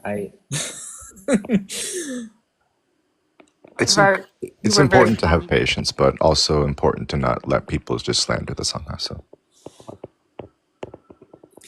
That is true. So I did not That was want to let him. sorry, Ria. Sorry, no, it's fine. Sorry, but I just do not want the person um to be more in anger if I were to interrupt, and that is all. It's a good question, though. I mean, bringing it with all the anger isn't useful, but it's always a good question to ask about your priors, you know. And Buddha said a Brahmin is a Brahmin by action, not birth. And when we encounter our monastic brothers and sisters, we know by their embodiment whether or not they have their they can guide us, they can teach us. I mean that's my experience of the monastics. You know, monastics are just people. I've seen monks and nuns fighting with each other. You know, like they're just humans and they get irritated, but they've made a commitment to try and find a way to reduce their own suffering or reduce the suffering of others. It's commendable and something to be emulated. That's why I respect them. I don't expect them to be perfect. Exactly. And that is very well said. And in the terms of, if that person was a Hindu or someone of dharmic faith, it would not make sense to make fun of these renunciates either way. Because even in Hinduism, the sannyasis, the rishis, they give up their life. They dedicate their life entirely towards the Dharma, towards the teachings of morality. And so it does not make sense to make fun of such renunciates, because even in my tradition we still praise and still venerate the rishis of India. I think it also highlights an important part of Buddhist practice because I wanted to see what he learned, and a lot of it seemed to just be meditating for the sake of himself. And I think that explained a lot because even as Buddhists, if we hear about other religions, we, because of our teachings on compassion and loving kindness, because of the teaching of non self, we will still be respectful and kind to other people, even if we disagree with them, even if we don't align with their views. It'll change not just our mindset, but our actions. That's why you have the Eightfold Path where you have right speech and all of that. So it's not just about meditating to feel good about yourself, which is a big misconception and seems to have been the misconception of the guest. Because if they had actually learned more than just meditating to feel good, they would have also learned the Brahma Viharas, for example. They would have learned metta and karuna. They would have learned different ways to speak, the different types of right speech and wrong speech. And they wouldn't have talked the way they were about the Sangha, because even if they disagreed with the idea of Sangha, they would not be making fun and insulting the Sangha like that, because they would have learned that the consequences of your actions and the consequences of the mind state behind those actions, etc. So Buddhism is not only just meditating, it has all these other things that are overlooked. And we see an example of how that can be very dangerous if it's overlooked for a long period of time.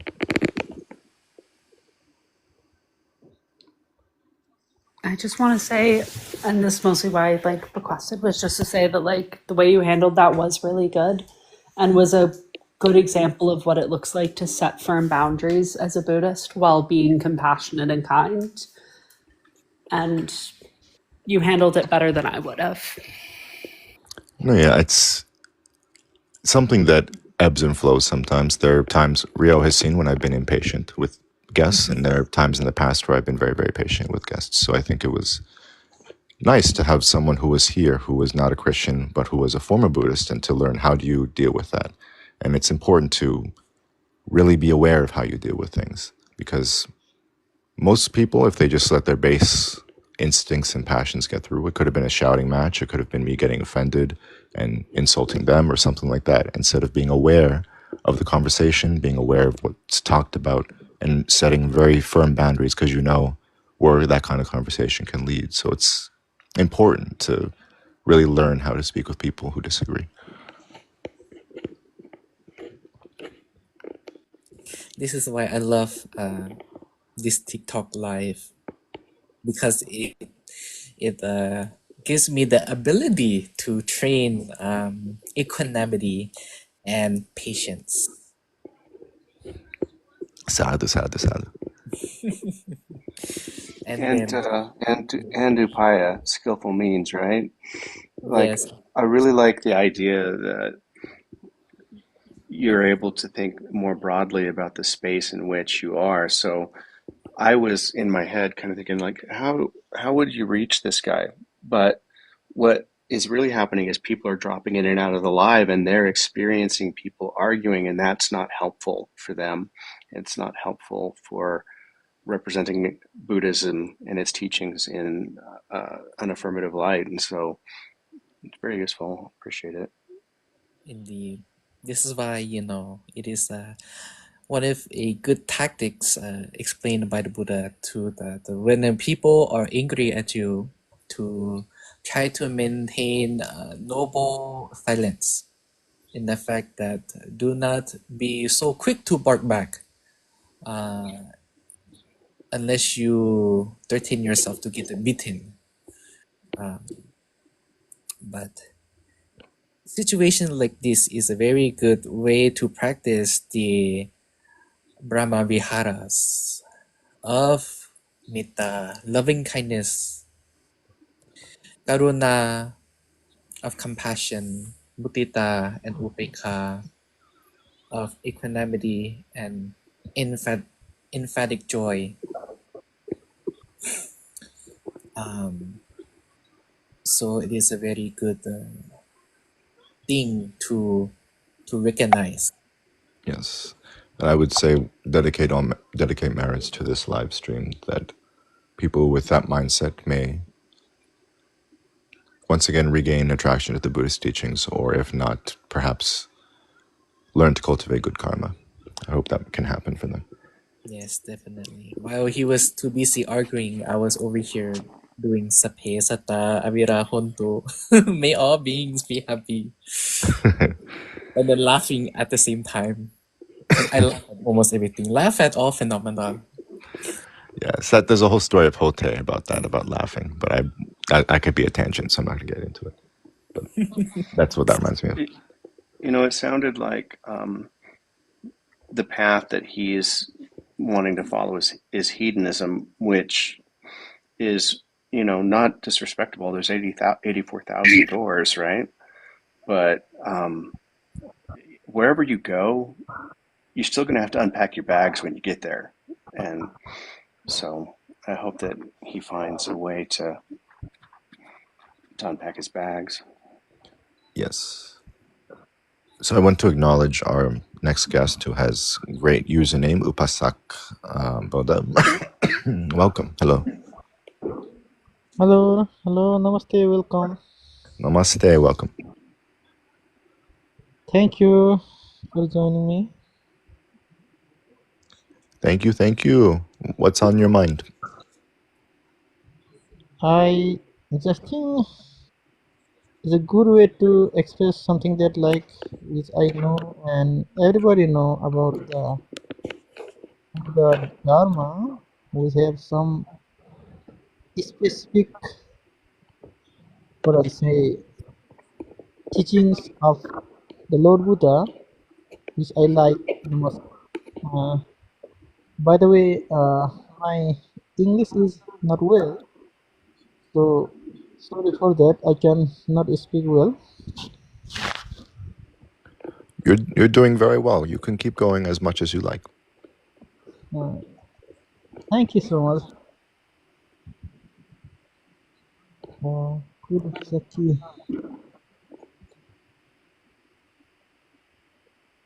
And then, what is the purpose of our life? Life, this process. Could you please tell me something about these sessions, which we're talking about the Dharma and practice? Sure thing. So we've talked about a lot of the Buddha Dharma. We were just talking about practicing karuna, compassion, and metta, loving kindness. The example was, we had a guest who was very insulting and angry about Buddha and the Buddhist teaching. So we were talking about the importance of cultivating compassion for people we disagree with, and loving kindness for those who may not treat us the way we want to be treated.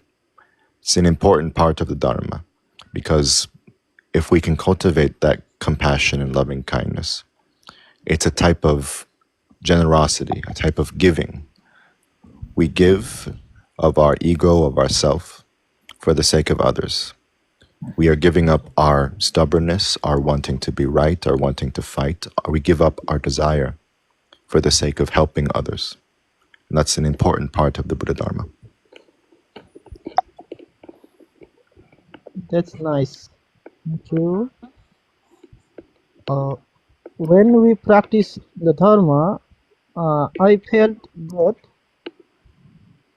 I felt sometimes I feel I did a good job and I feel so enjoy and happiness in my heart. But sometimes it felt decrease my practice of dharma. Then I feel sadness. So this condition is repeated in my life. It's happening. Sometimes I did good, but sometimes I did something bad. My practice. So there's the reasons. Uh, this condition is like repeated again and again. So how can we increase the good deeds and virtues in our life? Then we stay away from bad deeds uh, like bad deeds which gives us suffering. So could you please tell me something about these issues? Yes, yes. I want to see if Rio can answer. Do you think you could talk about this? Because I think you could talk about it well. I feel like precepts would be a good place to start with this. Yes. Yes. So, within Buddhism, we should understand that the ideal of sila, the ideal of practice in regards of precepts of practice is very ideal within our daily lives when we are going out and about doing our business. So when within our daily lives, we should try to keep mindful of the triple gems of the Buddha, the Dharma, and the Sangha. When we contemplate the triple gems, naturally the process of rightful conduct will follow like a shadow. Rightful conduct is one of the noble paths of Buddhism. And this right conduct in regards to the precepts often reflect the Noble Eightfold Path itself. When we take the precept of not taking life, we contemplate the feelings of other sentient beings, and we strive to understand whether it is beneficial or not to harm other beings, to take the life of other beings. And at the end of the day, it is not beneficial. And then, if we are to look at the precept of not stealing, not taking what is ours, this leads to right conduct.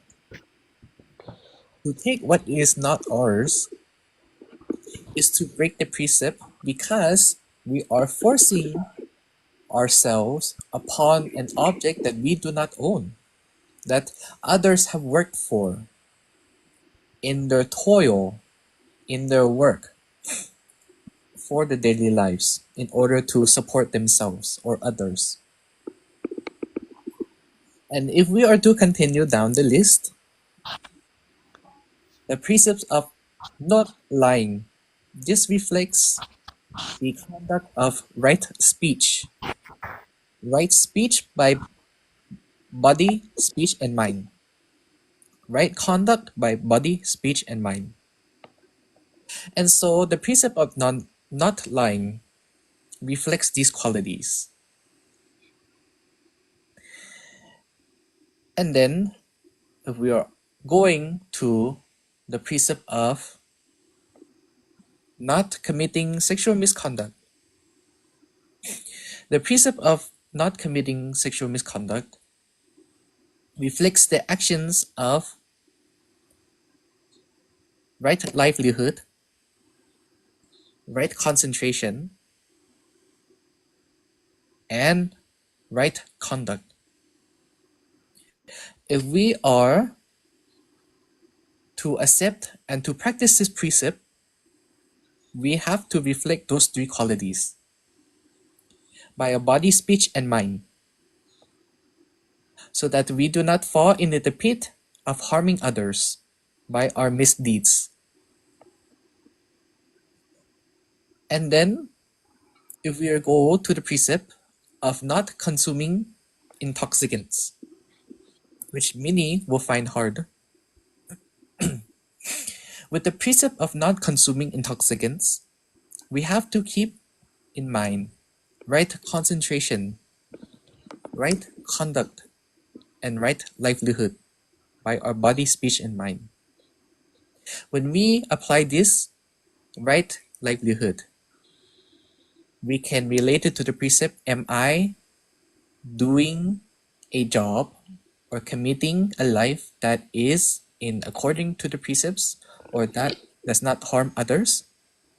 Am I committing to a path that will help boost my health or to help me in regards to myself or others around me according to my bodily actions or about my speech in my daily life or how I think in my daily life?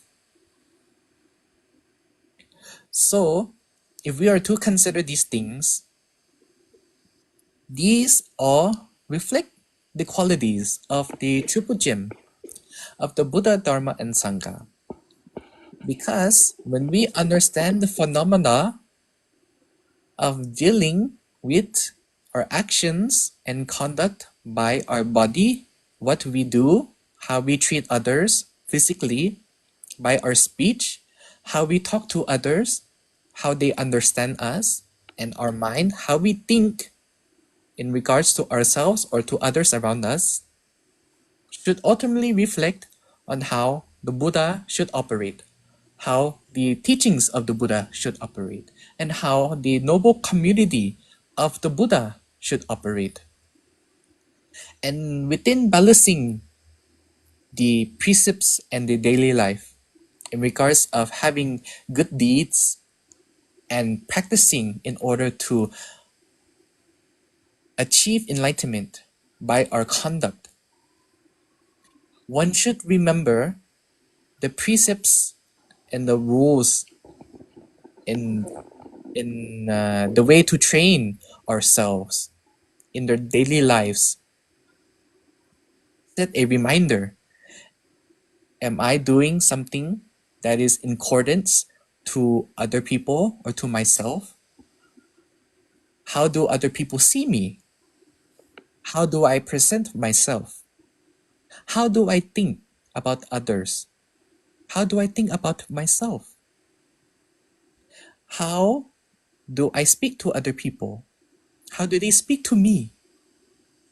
So when we become mindful and we understand this phenomena of the actions by our body, speech, and mind, we are able to balance the conduct between daily life in regards to precepts and Buddhist practice, because everything should be controlled and concentrated by one's mind, because the mind is the greatest tool to help yourself and to help others around you. So I hope this can clear some thoughts that you had on the subject.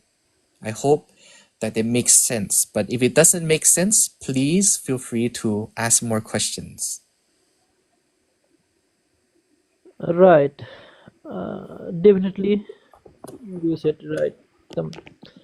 It's good. Yes. I So feel yes. I feel I get some points which can I practice my dharma practice in daily life, which gives me happiness, which can encourage my strength and heartfelt. So thank you so much. Yes. So remember, before you go, contemplate what we do by body, speech, and mind, by our physical actions, by our verbal actions, by our actions held within the mind. And when we understand this phenomena, and we understand what we do by our body, by our speech, and by our mind, we are able to become mindful of the Noble Eightfold Path. Become mindful of the precepts given to you. So that is a way to balance between daily life and practice within Buddhism.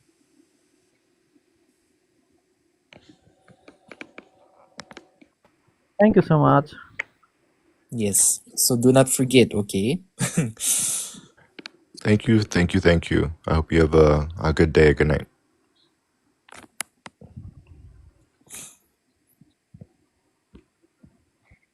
Brothers and sisters, I'm going to have to leave the live.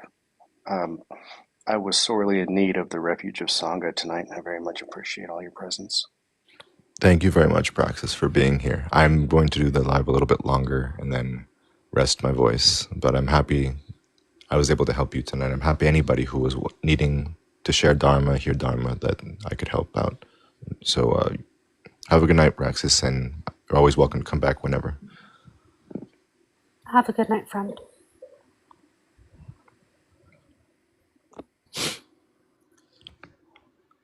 All right, so I'll do the live a little bit more. Let me see. I'll clear a little bit because I see there's one more guest who wants to come.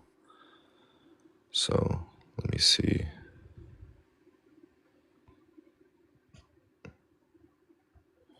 Let's see there. Okay, I'll do it for maybe another 5-10 minutes, and then or we'll see how long the conversation is. But because I'm talking a bit too much, I haven't talked a lot in about like 7 days, so I've been yapping a lot by texting, but not by talking. So we'll see.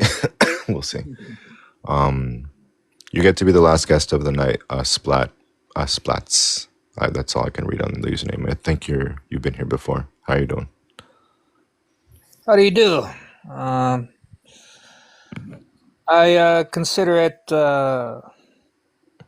a privileged position to be the last one. People's memories, they tend to fade. Sometimes being the last one means that you get to resonate a little more. All right, yeah. So what's on your mind for this last few minutes? Well, so I have some questions. I have this joke. It's not a very good joke, but I've repeated it more than once, and I think it comes from a place of questioning. Something that I'm more comfortable asking other Buddhists about. So I deal with a lot of Christians, and lately I've been dealing with a lot of Muslims, and they tell me about their religion and what they focus on and how they think and how they act. One moment. All good. Namo Buddhaya. Okay, so they tell me what they believe, and I find that they make claims. They make claims about themselves, they make claims about their practice and their God. And so I say, jokingly, well, we Buddhists, we're the most humble in the world. We're the most humble on the planet. And of course, that's a bad joke, because what I'm doing is I'm bragging proudly about being humble.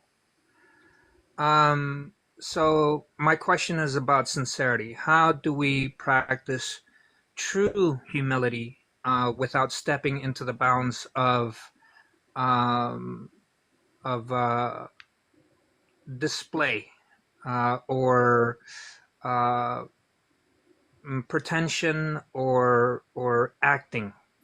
Playing a role. Where does true humility lie? I would say, in short, in observing phenomena as it truly is. That is a short answer. However, if we are to tackle this question, we should look upon the Buddhist principles of the Noble Eightfold Path of right conduct, right speech, right livelihood, right, and so on. And if we are to consider this path in regards to telling others of exploits, then we should be mindful of how we conduct ourselves, again by body, speech, and mind. To not go and flaunt around one's achievements like they are trick of the trade. But, however, that does not mean that we should stay silent about everything. So, in regards of conduct, when a person says, look at this doctrine, or look what I have achieved, this is the greatest gift of what I can offer at this present moment. And when we consider those words, we should look at their sincerity. If you have questions, is their sincerity genuine, and is the gift that they propose the best that they can achieve? If both answers are yes, then they are sincere. Then there is no conflict. And it is not a tap within the ego to say, here is a achievement. Because if we look at how they conduct themselves in accordance to the body, speech, and mind, then we can observe in general the phenomena of how people react to themselves and to others around them. And if we keep in mind these actions, we should be able to determine whether a person is flaunting or if they're truly humble. And it is a very important distinction to understand how a person conducts oneself in regards to themselves and to others. So hopefully you can keep this in mind when you are trying to determine whether a person is being sincere or not. I think that's very well said. I would only add that in Christianity, I am very familiar with the idea of people being humble to be arrogant about being humble. And there's a lot of teachings about, oh, be humble as a this person or as a that person. And a big difference between the idea of humility in other religions and humility in Buddhism is that humility in Buddhism is not comparing yourself to other people. And it's true authenticity that comes off. And then humility is merely the label that you do on that action. So in the Diamond Sutra, for example, it talks about how a true bodhisattva is one who saves sentient beings without thinking that they have saved a single sentient being. The teaching of anatta, of non-self, will also help you with that. So generally, if you have problems with bragging or arrogance, merely think of yourself as not yourself. Focus on non-self, focus on deflating this idea of comparison and discriminations between you and other, and just do the kindness and the compassion. A lot of the over-analysis about, oh, am I being arrogant if I'm being too humble? Am I appearing this way in front of somebody by being too humble? Or something like that can come from bad places, actually. So be authentic, be genuine, be compassionate, and don't overthink it. That's my take on it. I appreciate these perspectives. I have one more question, if I may. You can, if you make it really short, yes. Well, I only have half of the equation. I only have the question. The answer could be longer. And since I'm asking the question, I don't know how long the answer will be. That said, my question is,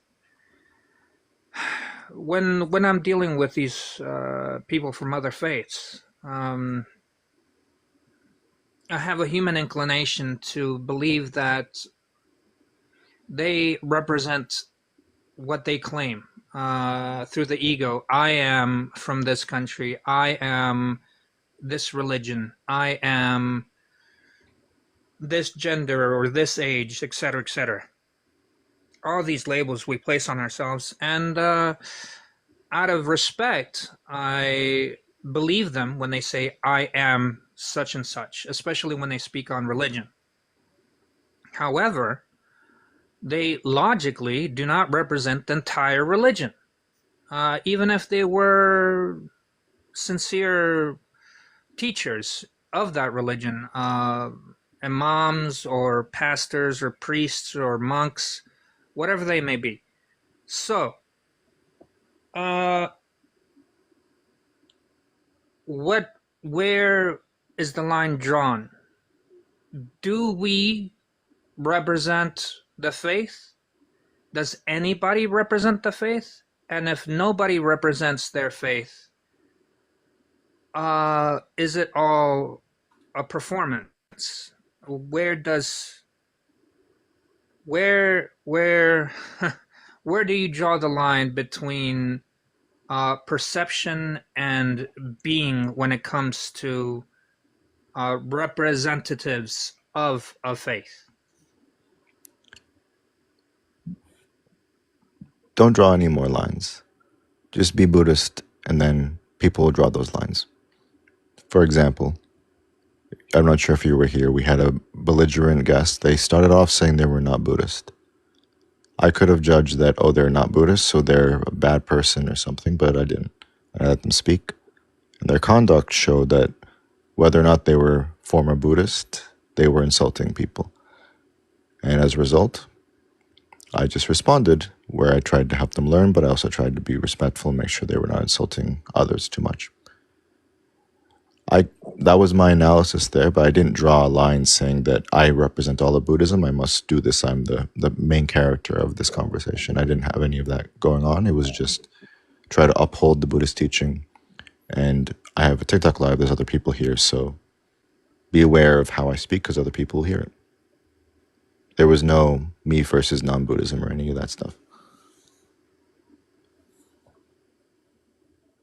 I would say that this ultimately refers back to the original consensus of conduct, which is very important.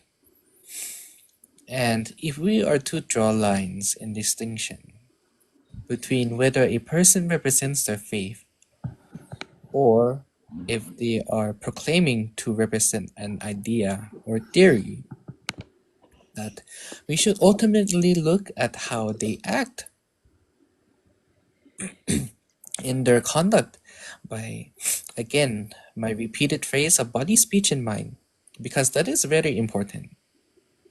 And if you are to get, let's say, a pastor who says they represent their faith and they represent their certain school, let's say Baptist, they say, oh, I'm Baptist, I believe in such and such. They can say that they are Baptist, that is absolutely fine. They can believe that they're Baptist, that's absolutely fine as well. But what really matters is, are they conducting themselves as what they choose to believe in? And we have to understand that, of course, humans are not perfect and they will have their mishaps. But if they are genuine and sincere, we should understand that their conduct should reflect on what they believe in. So, within Buddhism, when we have our 5 precepts and we say that we represent Buddhism, how do we represent Buddhism? By our conduct through these precepts. So, if a Buddhist were to say, "Oh, I genuinely believe that I can represent Buddhism," however, if the conduct is not there, then will their speech or their mind be there as well? So if we are to consider these tenets, we have to look at how they conduct themselves in regards to their environment. Like for me, for example, if I were to say I represent the Buddhist faith, but then I go around and steal, or I go around and go drinking all night and get drunk, does that represent Buddhism? Some people will say, absolutely not, because it goes against the ideal of conduct within those precepts that are given. So if we are to consider a person in regards to how they represent their ideals, their tenets that they believe in, or their theories, we have to ultimately look on again how they conduct themselves between the environment and how they follow those ideals or those ideas that they proclaim, which are true and correct. I tend to agree. I know the host wants to end the live. I appreciate your patience and bringing me up.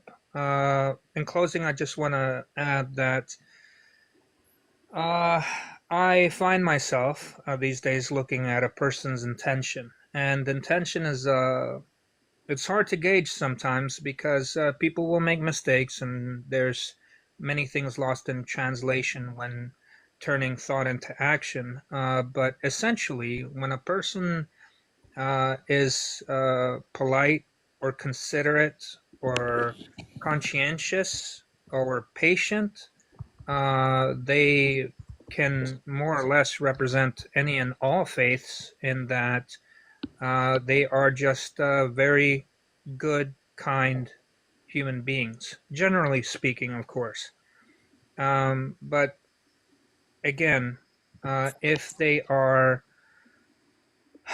if they make an effort, if they make an effort and their intention translates into good behavior, I consider them sincere. And I'm usually right when I pay attention to those things.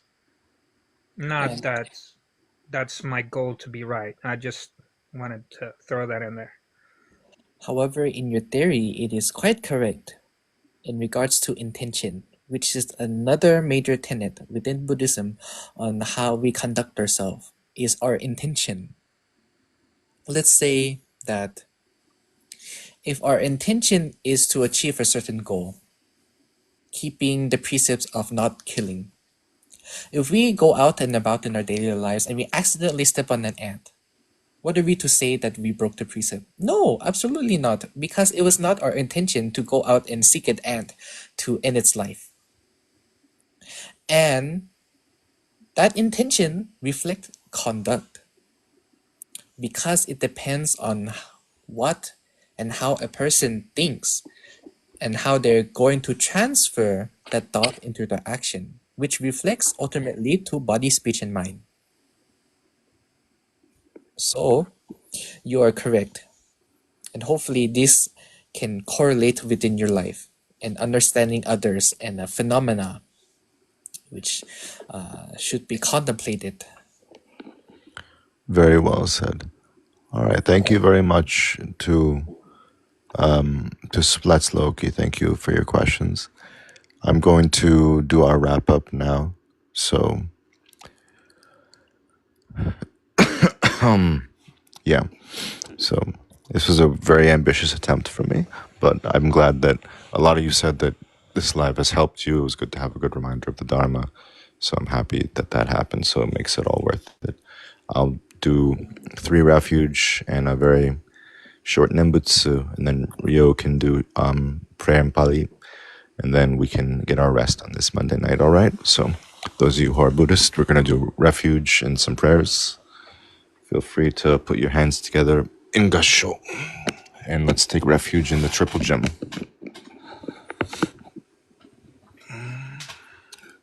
Oh, wait. Cleo, what are you asking? Just whether you could do 3 Nimbutsus. So I typically do the 10 Nembutsu. What do you mean by 3 Nembutsu? Nope. 10 is perfect. Okay, great. All right, yeah. So let's put our hands together in Gasho. Let's do refuge in the 3 jewels first.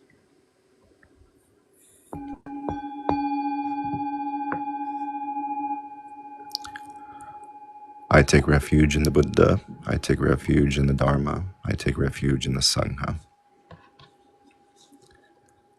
Now this is Junen. We'll do 10 recitations of Nembutsu. 9 times Namu Midabu, 1 time Namu Midabutsu.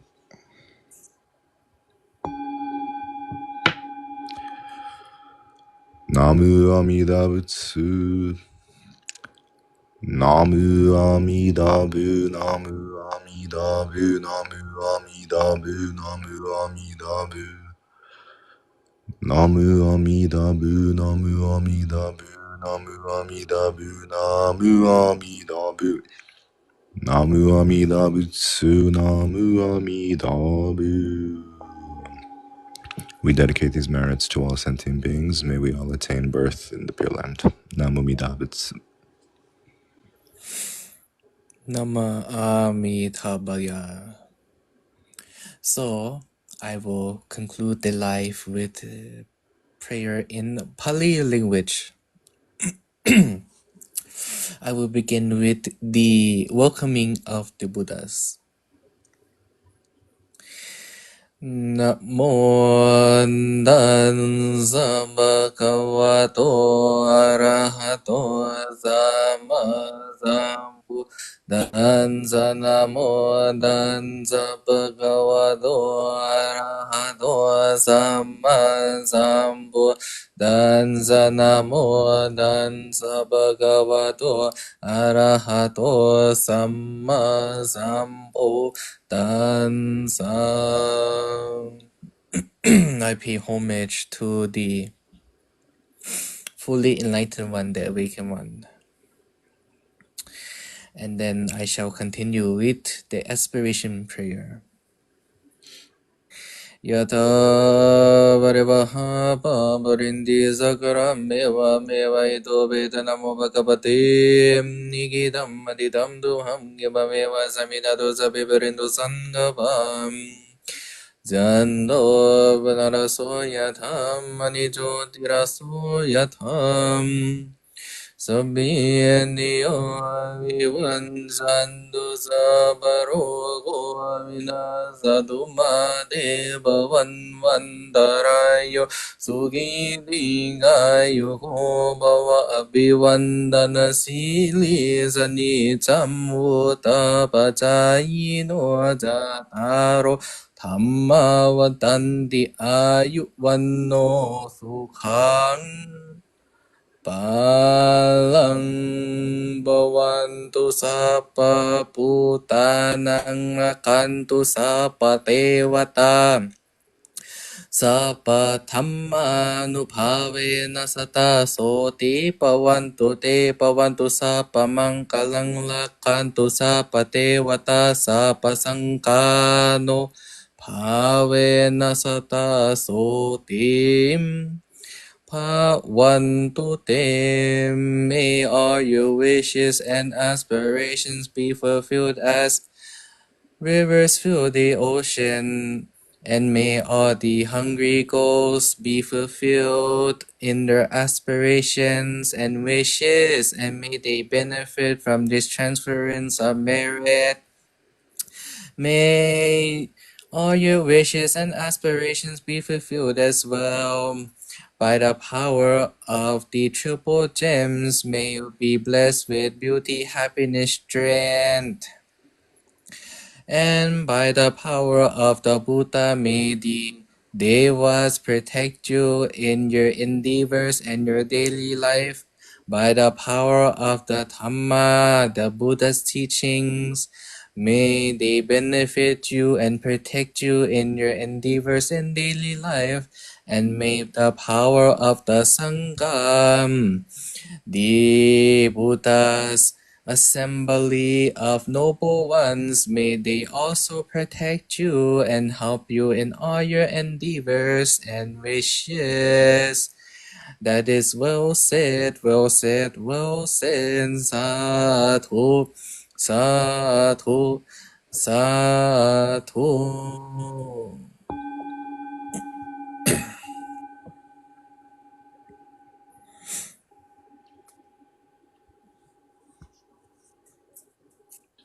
Sadhu, sadhu, sadhu. Have a good night, everyone. I'm going to rest my voice. I will try to do another live this coming Sunday after my temple does service. I'm going to see. I'm also talking with Venerable Enigma about maybe we try to plan out a live, but I'll let you all know what's going on. I'll try to schedule that. If I don't schedule it, just watch out for Sunday night. I wish you all well. I wish you happy holidays, whichever holidays you want to celebrate. And have a good night and a good week. Namo Buddhaya. Namo Buddhaya. Have a good night, friends. Good luck to everyone. Get better now, Sadhu, sadhu. immediately. Namo Buddhaya.